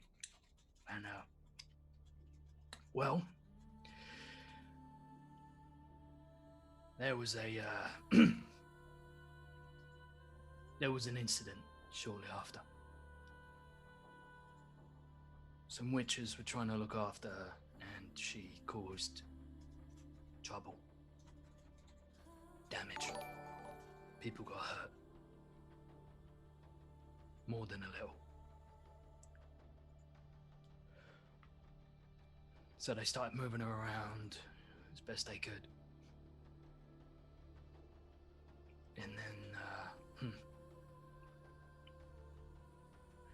And then they couldn't move around any longer. Powers that be caught up with them. Witches held the line, helped her get away. One of my kin, he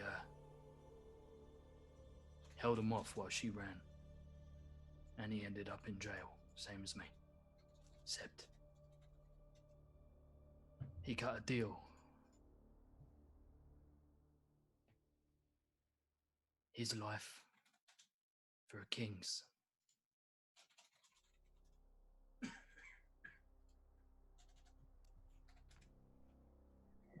An assassination?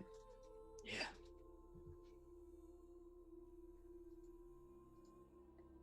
Master Eris, what court in Gesso did you serve?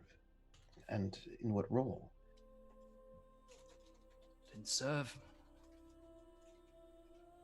I was served. Privileged, even. Pray tell.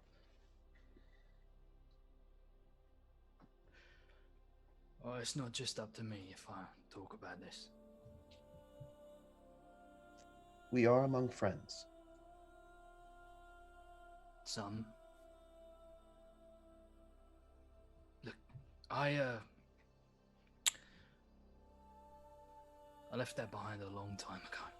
And I used to visit, but that ain't exactly possible nowadays. I don't even know if they're still alive. I am truly sorry.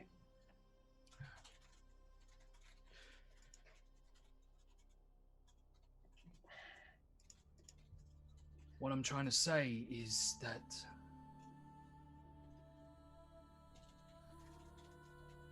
don't take it personally that I don't trust you. I don't trust anyone anymore. Not really. But if you want to know who killed your son, then you can trust me that far. Master Eris, although I suppose I should say Lord Eris, I want you to know that I understand betrayal. But in this moment, when my entire world was destroyed through deception and betrayal, I know that if I trust no one, there will never be any moving forward. I will not be able to find justice for my son. I will not be able to know him, to hear about what food he liked or what he thought. I will not be able to know what sort of world we live in now, so that perhaps I might be able to find a way to live within it and do something noble. And that is not something that I can do when I don't even know that Redania has... that I did not know that Cadwin was a country, that I cannot function without those I can trust. Being alone would not serve anyone. It is hard to trust, but I have to trust you, Mistress Varon, Master Wim, Master Dusa. And I hope you understand that you... And you notice he switched from thou to you with you. There's a grammar switch there. That you can trust me, if only because anyone that I have known is long dead, and I have no contacts that might hurt you. But also because you care for my son, and so I care for you.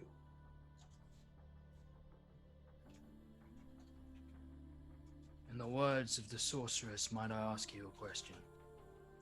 Of course. If you knew that getting close to your son, even in his final days, could cost him his life, would you have stayed away for his sake? Yes. So you're saying that you'd avoid being around family to spare them? I would. And yet, I did not find Ezekon. As you know him, he found me. I was in a haze. It was all a dream. I remembered only small, fleeting moments stalking in the woods, lurking in shadows. Very little. But he found me. The idea that I could stay away from him when he wanted to find me would be the height of hubris.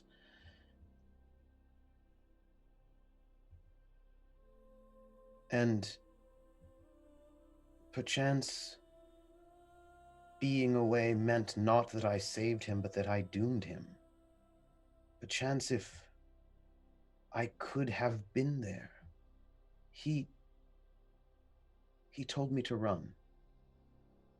He found me in a clearing somewhere.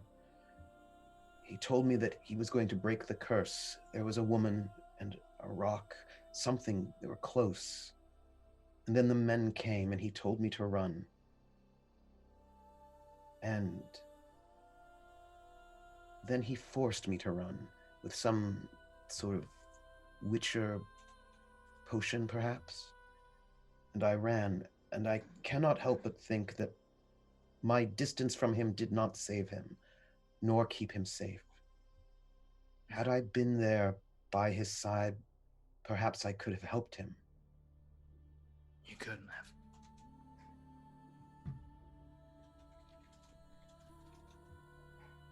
Curse on him. He knew about it.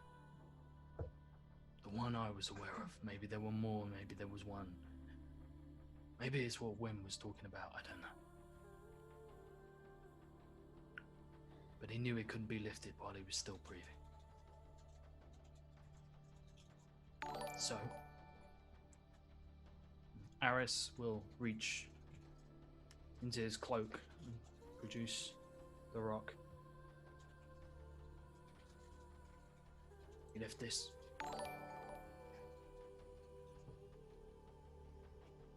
The magic placed on him hid his enemy from him, the name of who betrayed him.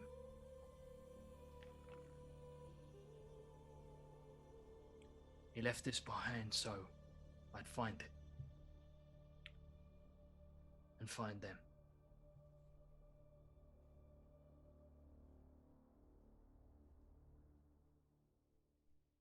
I will stand by your side through this, Lord Eris.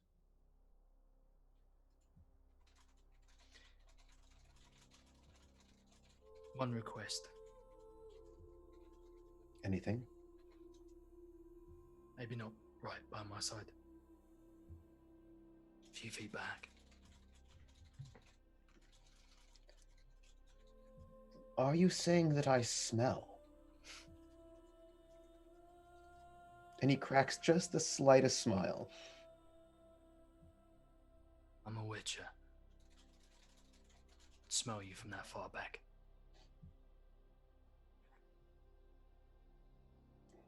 Fuck me, this ritual's taking ever.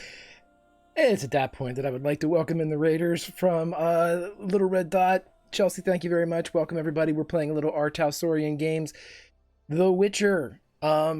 Hit that follow button. We give away a PDF every week. This week it was given away to KY Hawkeye. Hawkeye, congratulations.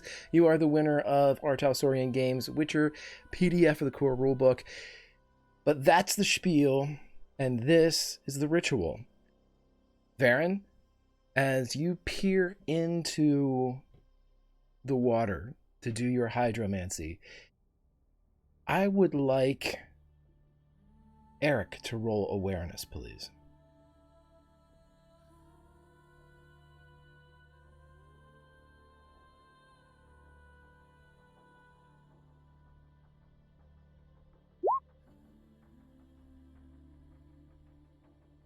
That didn't work. One moment. Let me try again. Because a 0 is not the number. I was so impressed. I wanted to put in the +2. Oh no, don't add the plus when you put the modifier in. It zeroed everything out. Just put 2. 21. So, from our sorceress's viewpoint, as you're working the water and completing the ritual, you can see a ruin. You can see the footprint of what was likely once a at least a medium holdfast. It was significant, but how high it flew, you can't tell, as most of the walls are crumbled. There is a corner here, the hint of another story there, the beginnings of a broken-toothed tower. But what was in the eyes and mind of Eric, it's no longer reflected that in reality. But as all of you look into the water, you can tell that it's a hint of this place, a picture of this place. It's not current because it's sunny in this view that you see. The sun is out, light is shining, and you see Ezekon of Kreve, his graying hair blowing and knocking against his shoulders, his twin swords against his back, as he walks with his straight back yet bent at the waist, like he's always walking into a gale wind. You see him walk into the area, and you're not close enough to hear him. You shouldn't be able to hear anything. But to all of your ears, you hear his voice, the man who burned in the pyre. "Hello, mother." And the vision vanishes.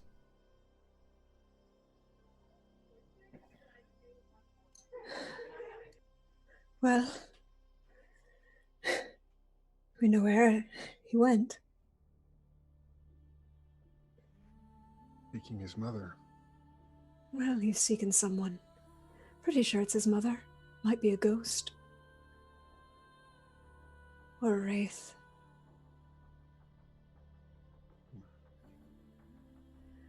I apologize for that, Master Eric. I was not prepared to, sorry about that.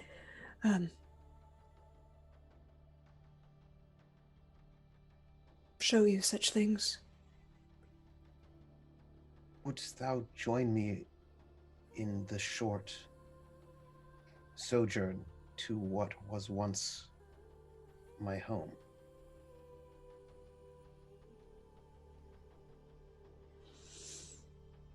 Shh. What we looking for there?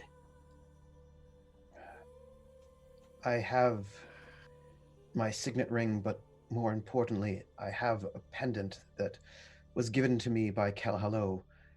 If we seek audience with her, this might prove that I am who I am. And perchance she will give us a hearing, and we might learn why.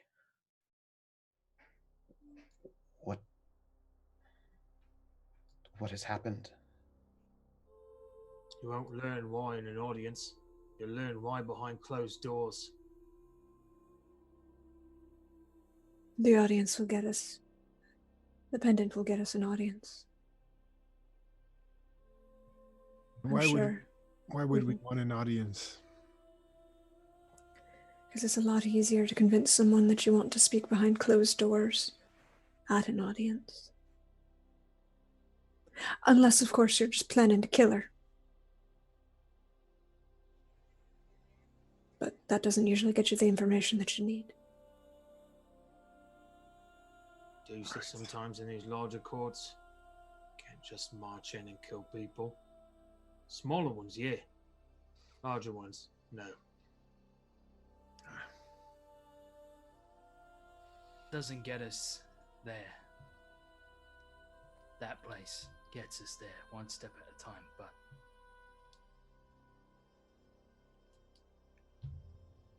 Eric. You still want us to call you Eric? That's a fair point. All of you may call me Ezrin. Except when in Aid Gleven, I am somehow heir to a small hovel owned by an old woman named Helen. He shakes his head. This king of Cairngorn is no just ruler. He was planning on ejecting an old woman from the small one place that was her home because she had no heir. And so I became her heir. And so I would not wish any ill to come to this woman if the people in this village thought I were not her heir. She is ancient and deserves to live out the rest of her life in her home. Is that in the same direction we're going? No, but it is, I think, where we shall find Kelhallo. So basically, when we get to the city, don't call him anything but Eric.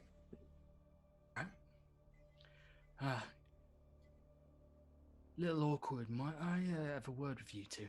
And he gestures to both the witches. So we'll join him. I'll step away from the fire towards the edge of the light. Three. Talking short, and then Yeah. one will follow suit.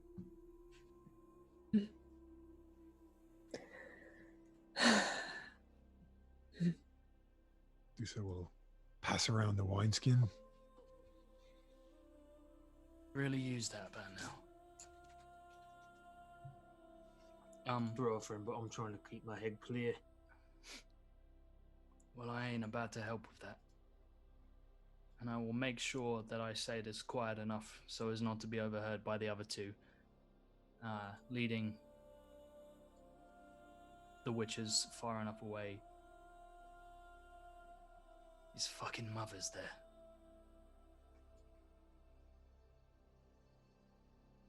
Where? And if not her, something is there. And it's very angry. And I don't have anything for that. Not on me, not now. Would you get off of, Ms. Breaker? Well, we got some venom, saliva, troll skin, and troll stone. Yeah, not exactly what we need.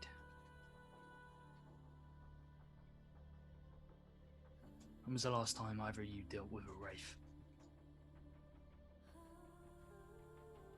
Maybe 30 years back. Just going to break in here real quick and let everybody know that the winds are starting to howl a bit. Back to you all. Great. Wonderful. Wonderful. I look for the gave in. bag that Becky Breaker gave us. Fuck, gone. All of our materials gone. Just fuck. So, Where'd it go? last time you dealt with a wraith? I never dealt with a wraith. Why are you calling his mom a wraith? Because the place is haunted by something. There's something there. And how did you find that out? Because I can sense these things. All right. That's what you think what it is. Best guess. Whatever it is, it's angry, it's old, and it's powerful. Well, maybe we'll just have Wim hug it. Hey, shit worked last time. Yeah. What's that supposed to mean? I don't know. It looks like Sat you were on looking that for a last go. goblin. Listen, if there's shit you don't know, Quen never fails. Yerden slows him down. Keep those two. It'll buy us time to figure it out. I'd really like some oil in the meantime, or something. Look, we got enough to mix something together to give us a bit of an edge, at least one of us. Well, we can probably scavenge for some more. Hey, we've got to travel. Keep our eyes peeled. Yeah, we could travel. Collect stuff for Swallow, that's for sure. That would help. Look, do we tell him? Alright, because I'm not good with this fucking talking everything out bollocks, alright? We don't have to talk anything out. Tell who what? If it's his old house we're going to, what do we tell him? I'll tell him it's haunted. And if he comes with us? Have him. If it's Go tied to back. him, it'll recognize him, and he's liable to die. Exactly. Oh, Everything Just- he told us, he was betrayed, right? Lost his wife, love, jealousy, all that shit. It's got all the markings of it. Well, he knows the way there, and maybe he'll be helpful once we get there. Oh yeah, no, I have no doubt about that, but honestly, I'm not exactly comfortable dangling him out there like a piece of bait. Well, you got We three. don't. You got 2 witchers with you, and a mage. There's Don't more get me ways to started. get out of Wraith, right? Let's not lie to him. He's fucking, what, 200 years old now? He can handle it. His son. It's not could. like he's going to go running off chasing something by himself and get, I don't know, snatched up in an ambush or something. No, but speaking of running off on their own, Go on. Hey, the winds are picking up. See that, Winds boys? howling. while it's just us, where the fuck were you? What the fuck? What do you mean, just to... When it was just you and Dusa? No, fucking where was Doosa? Where was I when? When you went hunting? I was hunting. Right, and you didn't find anything. What kind of witcher are you? I told you I found something foul Yeah. and How put it out of foul? its misery. Right. Pretty foul. Foul enough. Why you asking? Because if we're getting on with this, I'm here for a job. That job was given to me by our dearly departed friend, and I do not have time to wait around every single town we come across with people bitching and moaning about their fucking woes, okay? Well, if you told us what your job was, then that would make your job easier. Don't think of it like that. We're getting the tools we need to help you get your job done. Now, I don't know what your fucking job is, but So it why are you makes helping sense. them?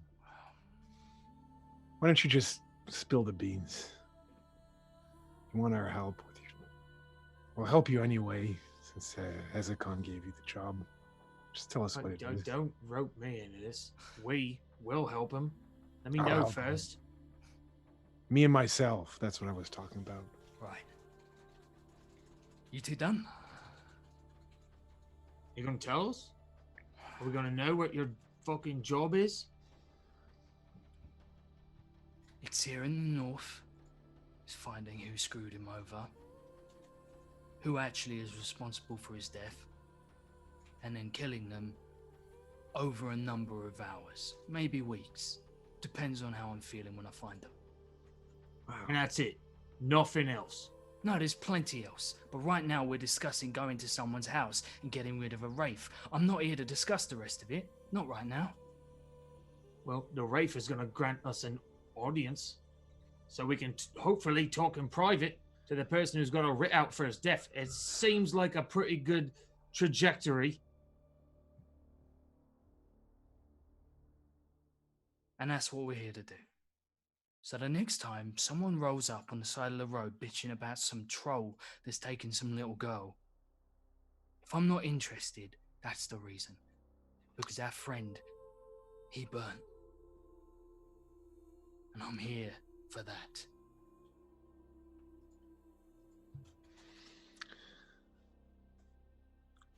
So we'll pass him the wineskin. Oh, thank fuck. He drinks deeply. Where'd you get this? It's not bad. I'm not sure.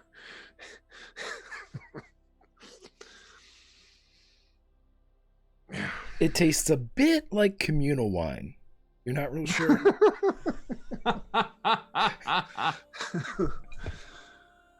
Yeah.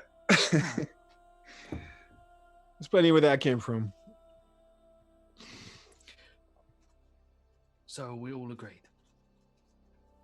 Agreed. This much. While they were talking, I assume Ezrin would have tried to sort of find a space where they could build a pyre for Shilaloon, so that could be done before. Mm-hmm. And we can say that you have been working on it, that, this is something that can be done at any time, but she is prepared on a pyre.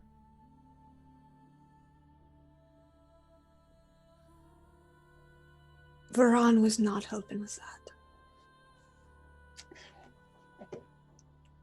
It's okay. Ezrin can do it on his own. But there's Varan was sitting rather stiffly and not moving. When would help? And so we'll pass the wineskin to Varan and help out. Varan would take it, uncork it, nod to you, and then you would see her glance it down and then chug a big chunk of it and shift her cloak for the first time, and you would see a large hole in her dress and a wound across her shoulder, and she'd pour some of the wine in that before she took another sip of that and chalked it. just Varan. It's just Varan. Yes. The injuries. Can I take a look at that? It's fine, it's healing.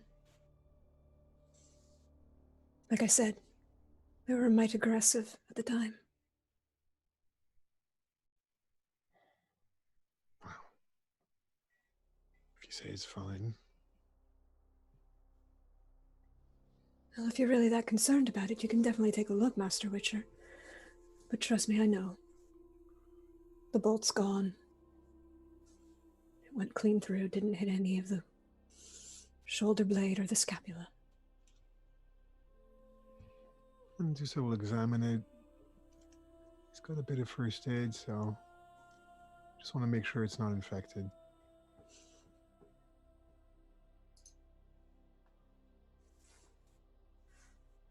You want me to roll anything, Greg? Yeah, give me a first aid. All right, I'm looking for it. What's that underneath again? Jesus. Oh, there it is. Got it.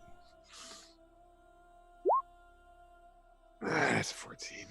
Well, it's enough to know, Dusa.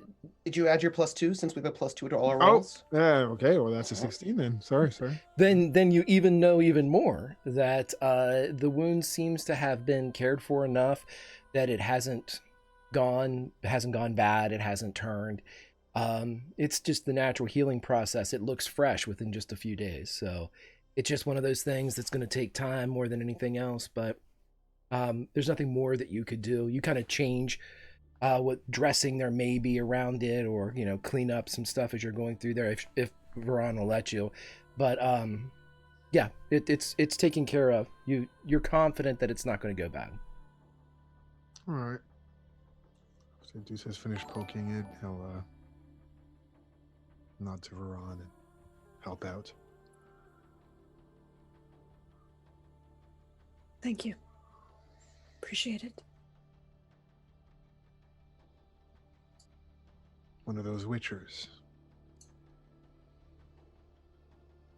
Well, he didn't really like me. I made a bit of a mess. Deuce smiles.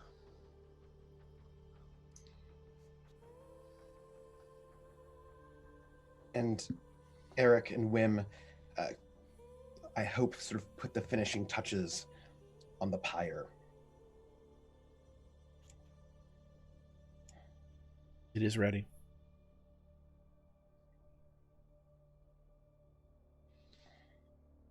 Are we saying stuff like we did the last time, or we're just gonna burn it? Respect must always be paid.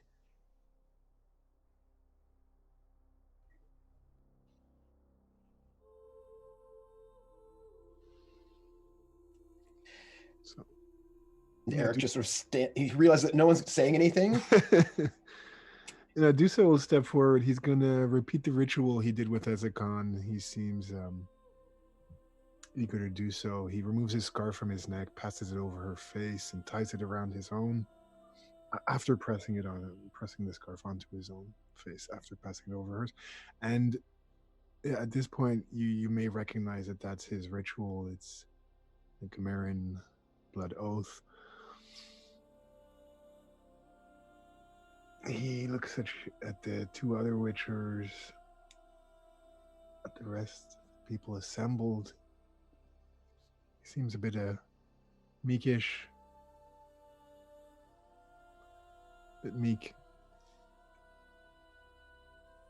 He says, if I hadn't been so blinded by bloodlust, and these two by coin, maybe she would still be alive. I had a feeling that taking a contract on the day of a witcher's funeral, destiny frowns upon that.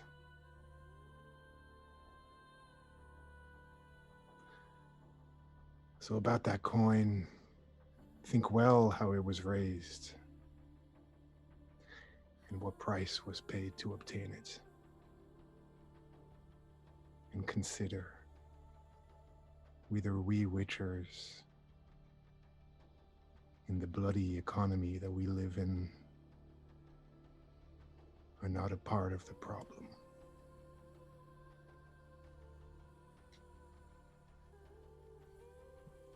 I guess I will say something. If you don't mind, Dusa. Go for it. He's done.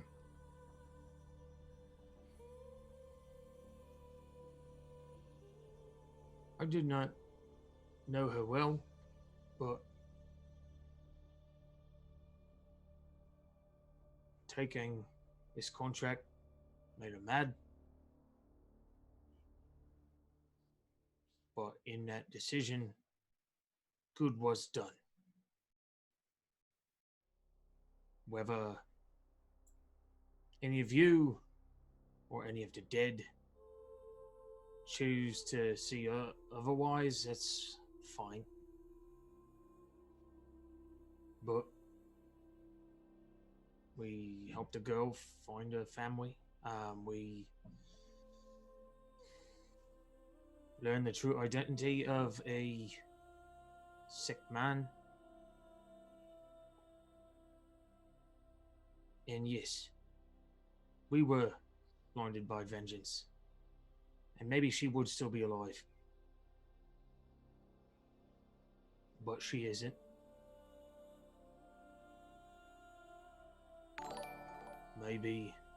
Maybe a lot of things. But we've got to do the best we can with the hand we're dealt.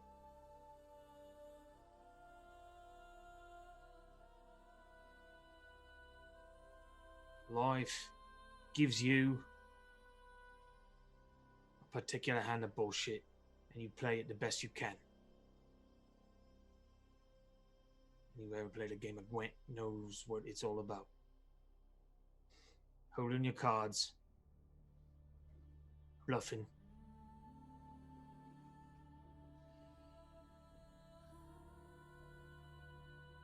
And say what you want about the coin, but we did good. We did what we could.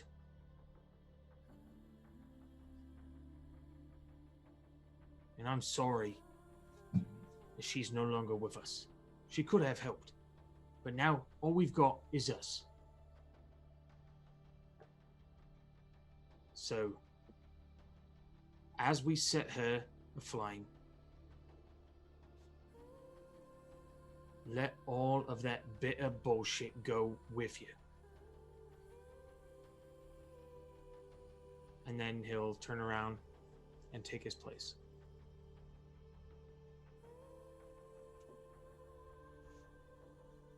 Aris will step over to the pyre.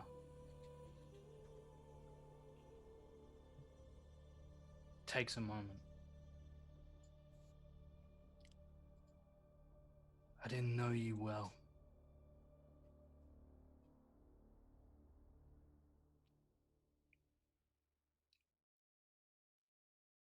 I don't have the most popular musings on philosophy. Plenty of talk about coin here. Well, the way I see it, life is like coin. You can spend it or waste it.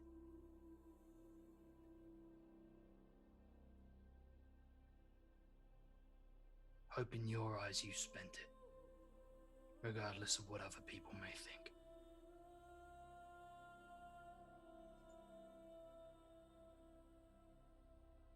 I know you cared for him.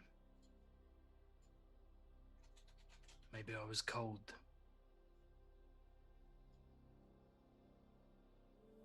And maybe he wasn't the man you knew. But you loved him. So.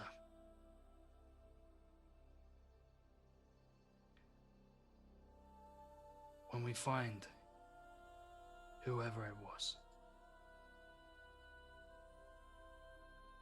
hopefully that brings you peace.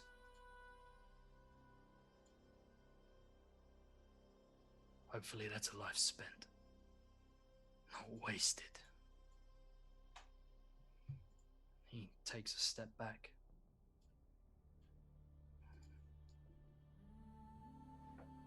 And Ezrin looks to Varan.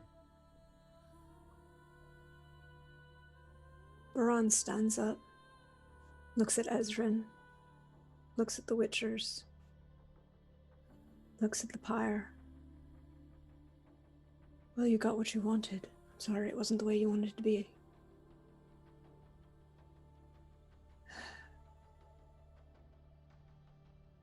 But I know what's really going on here. At least a little.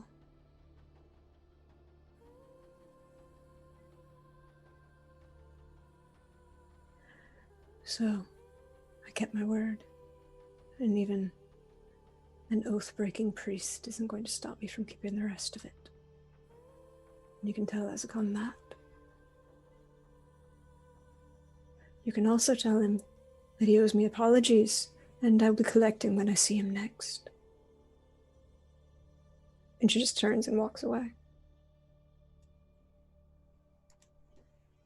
With a question still on his face, Ezran steps forward and he says, "On the moment of death, one should speak to the character of those who have died. Like many of the assembled here, I did not know Sheila Loon well, but there are some things I do know of her character. I know that Adelbert, known as Ezekon of Kreve, cared deeply for her, for he shared with her who I was. He shared with her his deep secrets that he kept hidden from others. And that speaks to how he felt of her. And of her, I know that she loved him. The widow's curse speaks to that. But not just that curse. That she gathered all the assembled gentles here together in one space, while she was on the verge of dying and most likely in such pain. Does that speak to her dedication to the things that were important to Ezekon as he was important to her?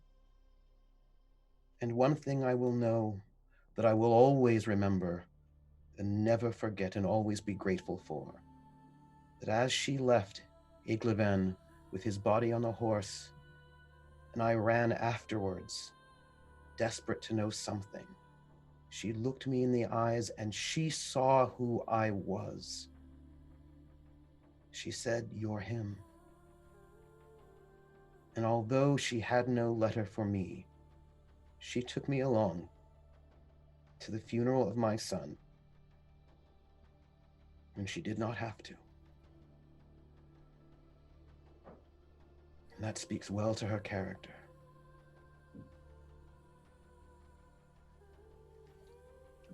And he pulls out his lyre.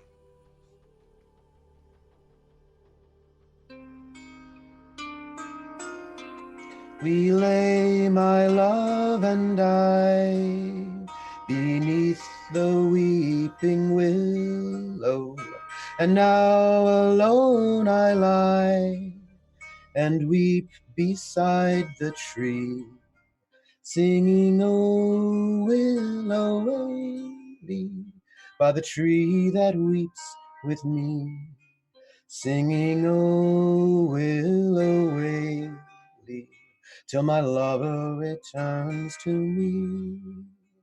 We lay, my love and I, beneath the weeping willow, and now alone I lie. Oh, willow, I die. Oh, willow, I die.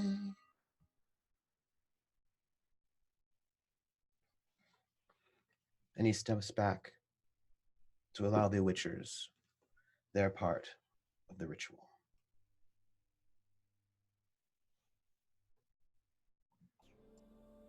Or gents. Igni. Igni.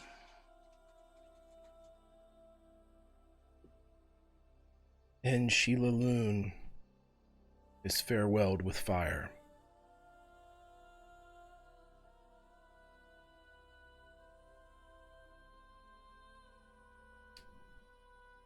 Flames build. I make my way over to Eric and quietly tap him on the shoulder and ask him to step away for a moment. He does. still with sort of tears on his eyes in that moment. Ezrin,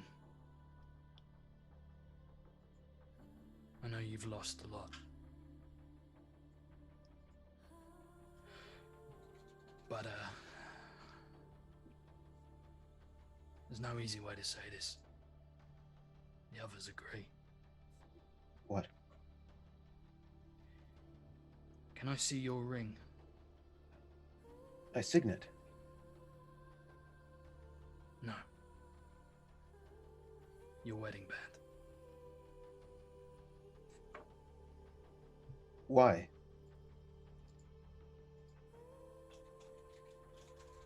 And he doesn't even wait for the answer. There's that one beat, and he just takes it off.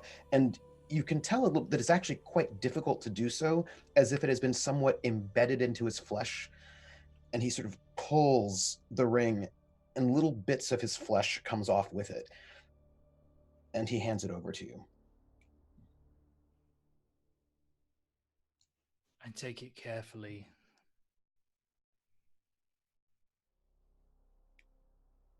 And inwardly, mentally, ask yes or no.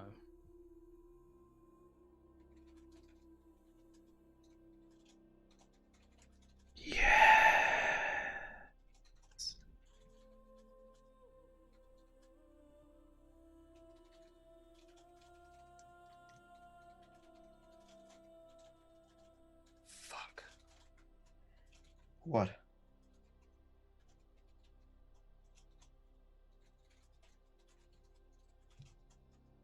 When was the last time you saw your wife? As she was taken by Prince Cairngorn on the night. She wasn't. She wasn't... Taken.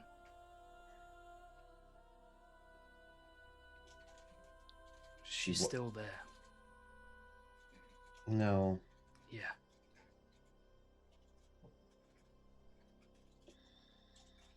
My wife survived that night. At least, I think she did.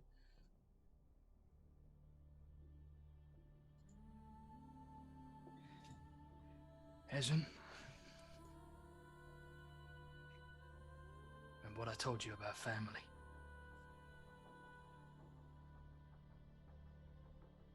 Well, you would know better than the rest of us. You can't always keep them safe. And I hate to say this.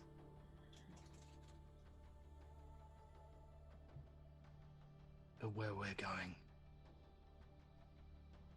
only more loss awaits you.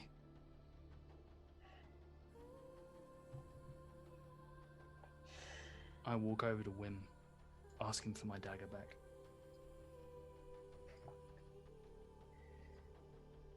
If she is the unquiet dead, we must put her to rest. Yeah. And I walk over, take your wrist, and place the blue meteorite dagger in your palm.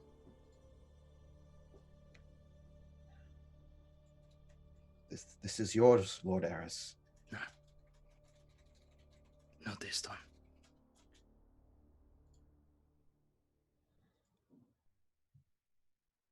I hope it doesn't come to it. But if it does, remember your wife as she was.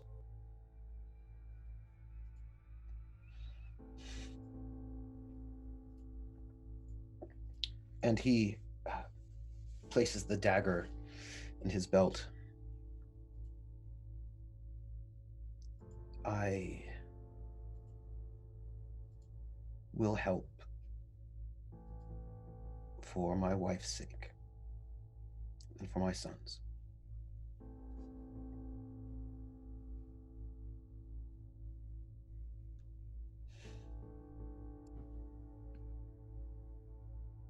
Oh, let us be on our way.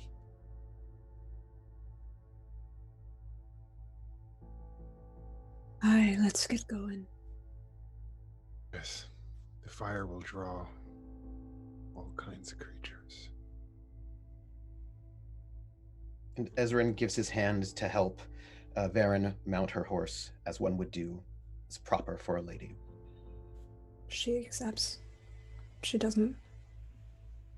She has no, you noticed that she has no problem accepting like that. She doesn't fight you on it. She doesn't argue about it. She's almost exceedingly comfortable with your level of manners.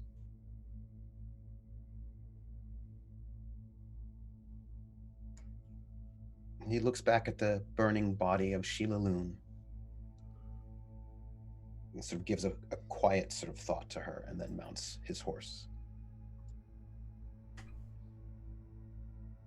Well. But this has been waiting 200 years, and I don't think it can wait much longer. No.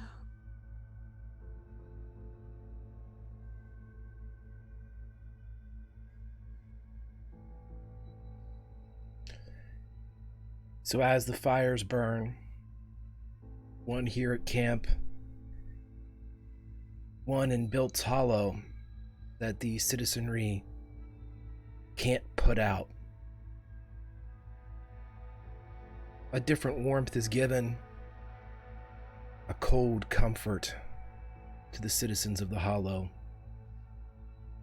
a guidance, direction to the ones that shared the fire in this camp.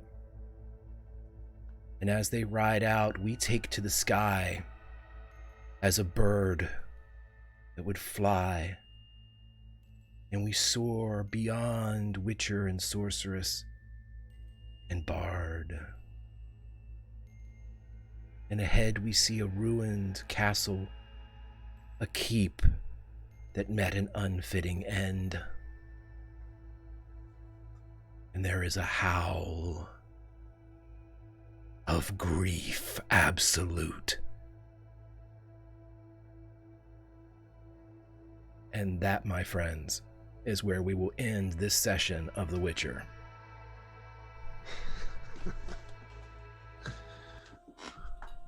Awesome. My friends, you just received, as part of course, we do things like they do in the video game here, you receive missions. And if you do a mission, you receive experience points, or what they call IP points for it. You have just received the mission, Mama, I'm Coming Home. Oh no. I'm sure that's also a misunderstanding. I'm sure that's like some other person. It's coincidental. It's just coincidence. Is that Blue Ridge Mountain Mama, I'm Coming Home? Or is that You take it for what you will. because that song implies some serious things there, sir, and I have some concerns and I have some concerns. This is more the Ozzy Osbourne version of Mama, I'm Coming Home, so. Oh, no, this will actually be good. Then it's just a marital dispute and I can stay out of it. Sure. You should be fine. You should be fine. All right, everybody. Chat, thank you so much for hanging out and being wonderful. All the new Legion, thank you so much for following the channel. We appreciate it so much. Congratulations to Hawk for the winner of our PDF giveaway tonight. Next week, we will be giving away another one, the same time here, 8 p.m. Eastern to right around 10:30, 11 p.m. Eastern. Boy, oh boy. When you already know the story, and you can sit back and watch amazing players tell it way better and with so much passion. What a joy tonight was for me. Jeez, oh Pete. I feel like I'm just walking out of an Oscar contending movie. I love it very much. Let's go around and talk to all these wonderful cast members. Please support them on Twitter or whatever social we give you for them. Let's go over to Prax. Prax, my friend, how are you? Oh, I'm doing okay. I'm fine. Things are fine. It's great. Life is That good. shoulder thing just bolts. Like, I feel like a little worrisome. I mean, she was... It's recent for show. No, unfortunately not. if it was recent for a show, she would not be that concerned about hiding it from you all. But as for me, I've had lots of fun. I can't wait to see what happens next. I'm looking forward to this, and I always have lots of fun here. But you can find me at Dear Gentleman on Twitter or Prexagorth as you see me hanging out in the Twitch chat. I play lots of games with my friends, and tomorrow I'm over on Wandering DM's channel for some mini masks campaign, and we are totally not stalking one of the team's ex-girlfriend's new boyfriend for any reason other than the fact that he's probably a bad guy. Definitely a supervillain. And then on Friday, if you like this Telstorian game, I'm also playing another Telstorian game on Wandering DM's channel, Cyberpunk Red. And things are getting some very interesting things are happening in the dystopian future that happens. And then on Saturday on Wandering DMs, I'm on the driver's seat running some Vampire the Masquerade Nightfall as New York gets complicated. Complicated is a good term. And things are getting different. But I always post where I'm going to be, and you can check me out on Twitter as I am here to help you all and have all the fun. But have yourselves a good night. Fantastic, my friend, fantastic. And I'm going to switch things all up and probably end up confusing myself and forgetting somebody, but I'm going to do it anyway. You know, all the rules be damned. JF, how are you doing, buddy, and where can we find you?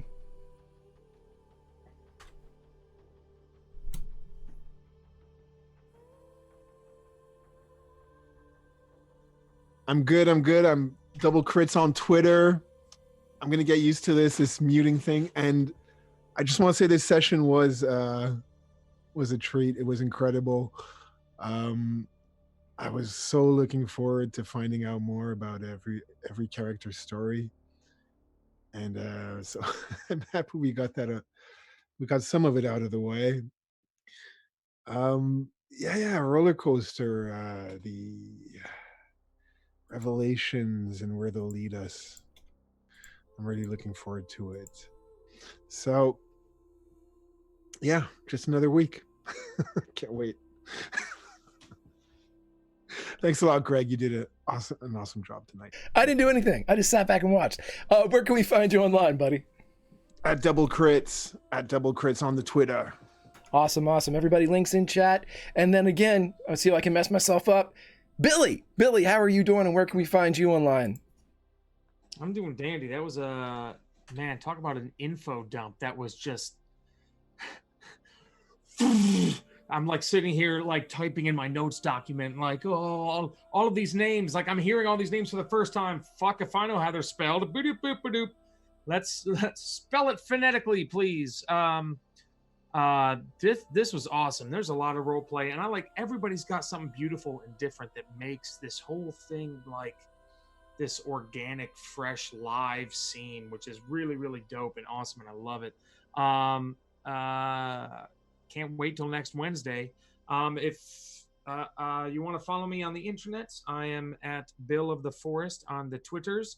If you don't, that's fine too. I do not give a fuck. And then Mondays, I'm on this channel at 6 p.m. for Realms Remembered with Greg DMing that one as well. It's Boslerman meets D&D. Super dope. Lots of hardcore backstory going on there. So if you like backstory, that's another great one to check out. And then in 2 weeks, not next week, the week after, Greg and I are doing Simbaroom campaign on WebDM's channel, which is going to be a hell of a lot of fun. Super stoked for that. And then let's see what else. I think that's it. Have fun, and we'll see you next Wednesday. I love every one of you. Thank you, Legion. Thank you to everyone watching on VOD. Thank you, my friend. Thank you. And we'll drop straight down to Trooper. Trooper, how are you doing, my friend? Of all of the lore galore that Pope just spoke about, I think you had the gloriest of galore. Thank you, everybody. The glorious. You know, you're the GM. You can do all the puns you want. That's GM's prerogative. Hey, everybody. It was so... Feed me, Seymour. Thank you. There's a Little Shop reference in the chat. What can I do? Hey, thanks everybody for being here. I want to say I love the entire cast. I love our GM. I love the Legion. It is so such a privilege and an honor to be like with such a good crew of people, because you can only be your best when you're with people who are amazing and also the best. So thank you. This was amazing. And hopefully now that we've put some secrets out, we can go and like solve all of the problems of the world. I'm sure that'll be easy. I'm sure it'll be great. We'll just fix all those problems. You can find me at Trooper SJP on Twitch, and I stream on Thursdays and Saturdays, Thursdays at 6, Saturdays at 12. And you can find me on Twitter at Academic Foxhole, because being in academia is like being at war. it's just the truth. That's it. Thank you, Legion, for being here. And thank you, Legion, for supporting us in chat. It helps us do what we need to do when you all are here being supportive. Thank you. Absolutely. And I'll take a second just to say that we did have a How About That Silver come in tonight, and we did have a Winds Howling come in tonight. The How About That Silver played into a lot of your roles this evening, especially the seance reading and all that good stuff. But I will let you know that the Winds Howling is part of next week. Just so we all know that it has been activated. Finally, Josh, my friend, how are you and where can we find you? I am slightly less ambitious than the rest of you. Like, y'all talking about fixing the world's problems, and I'm like, I'm ignoring everything. Every side quest, everything that comes along, fuck that. Like, I am just gonna finish the main story, which is completely dissimilar to how I am in the game. In the game, I like run off and I'm gone for 5 hours playing Gwent before I remember that it's a Witcher game. Oh god, the lore dump today, like, just a moment of props to Greg, because when I did my backstory stuff and Greg sent me a load of stuff, I was like, I feel very much like I've been dealt the juiciest hand. I don't really see what could top that. And then Trooper, whew, what is going on? Everything is amazing. It's just all coming together, and there's so much still hasn't been discovered, which I'm super excited for. So yeah, I'm looking forward to everything being super shitty next episode. It's all right. Trooper. I feel like Greg is just going to use the bard to get to us. He's just going to put him through as much turmoil as possible. That's how he's gonna break the rest of us. But yeah. Also, just a quick, while I've got you here. Oh my god, Deucer, dude. Oh, holy shit! That opening is the best opening we've had. I'm convinced. Like, it was just so savage and so. Oh. Yes, it was all the justice I could possibly have quenched my thirst. As for me, you can find me coming soon, actually, coming Valentine's Day. And I'm kind of rambling on because I'm trying to avoid talking about this because I'm terrified. But over on Encounter Roleplay, I will be in a show. I can finally talk about it. Called it is called. I just posted a link there, and it is called. Oh god, The Seawall Orphanage. And I am so afraid. It is set in a Stephen King universe. It is being DM'd by Jonathan Fry, and I could not be more afraid of anything. I am playing myself at the age of 16 as a shitty little emo teenager gremlin boy. There are so many things that have been posted in the chat. The cast is amazing. I'm just so looking forward to it, but at the same time, I just don't want to go to Maine, and I don't want to be in that town, and I want to run away, and I will never sleep again. It is terrifying. So that's what I've got up and coming. Also, please check out, I post links and retweets from it all the time, but Veiled Alliance is up and coming with their first show soon, which is going to be amazing. And I'm not directly a part of it, but it's going to be in Dark Sun. It's going to be amazing, and you're going to recognize some faces there. It's going to be the coolest. So check that out soon. I will be retweeting it all the time. You can find me at roleplayers_TV on Twitter, and I will see you next week. Thank you, my friend, and I will throw Dawn's information up in chat, which has Veiled Alliance linked to it. So please go follow and hit both of those links. And get set up for some great roleplay and some fantastic stories that are coming up across the community here in the next couple weeks. I had a blast. As for me, my name is Grimjack21502 on the Twitter, part of the Tales from the Grim team here on the Twitch. Wow, couldn't have asked for a fabulous group across the board. Kindness, compassion, ability, sheer badassery. Just amazing stuff. Coming up on the channel this Friday, we have the premiere of our Call of Cthulhu 7th edition Ode to Bioshock. It's called Rapture Below. I am sending Gloss and Gadgets, Scraticus, Alice White Rabbit Pick, Redundant UK, formerly now Hot Flakes Tom, and Mythmatic deep below the surface of the waves to the city of Rapture. Andrew Ryan's vision of perfection. We'll see. It's everything you're gonna want to see. Little sisters, big daddies, people going completely crazy, taking a lot of drugs. But that's what it is.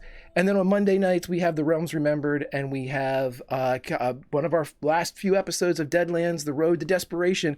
Fantastic show. Check that one out too, please. But back around the horn. Next Wednesday, be here for our next episode. It's going to be fun. They're going to need you, Legion. Like, be there for them next week as you were wonderfully there for them tonight. If you're watching on YouTube, look down, join us in Discord. We talk all the time. Even if you can't join us live, you can join the community. You can talk, meet with all of us, discuss the shows whenever you watch them. We would love to have you join the community over at Tales from the Grim. But, my friends, for someone that didn't do much tonight, I am spent. As the campfire goes down, there's only one thing left to say. You can't always roll nat 20s, but you can always role play. See you next time, friends.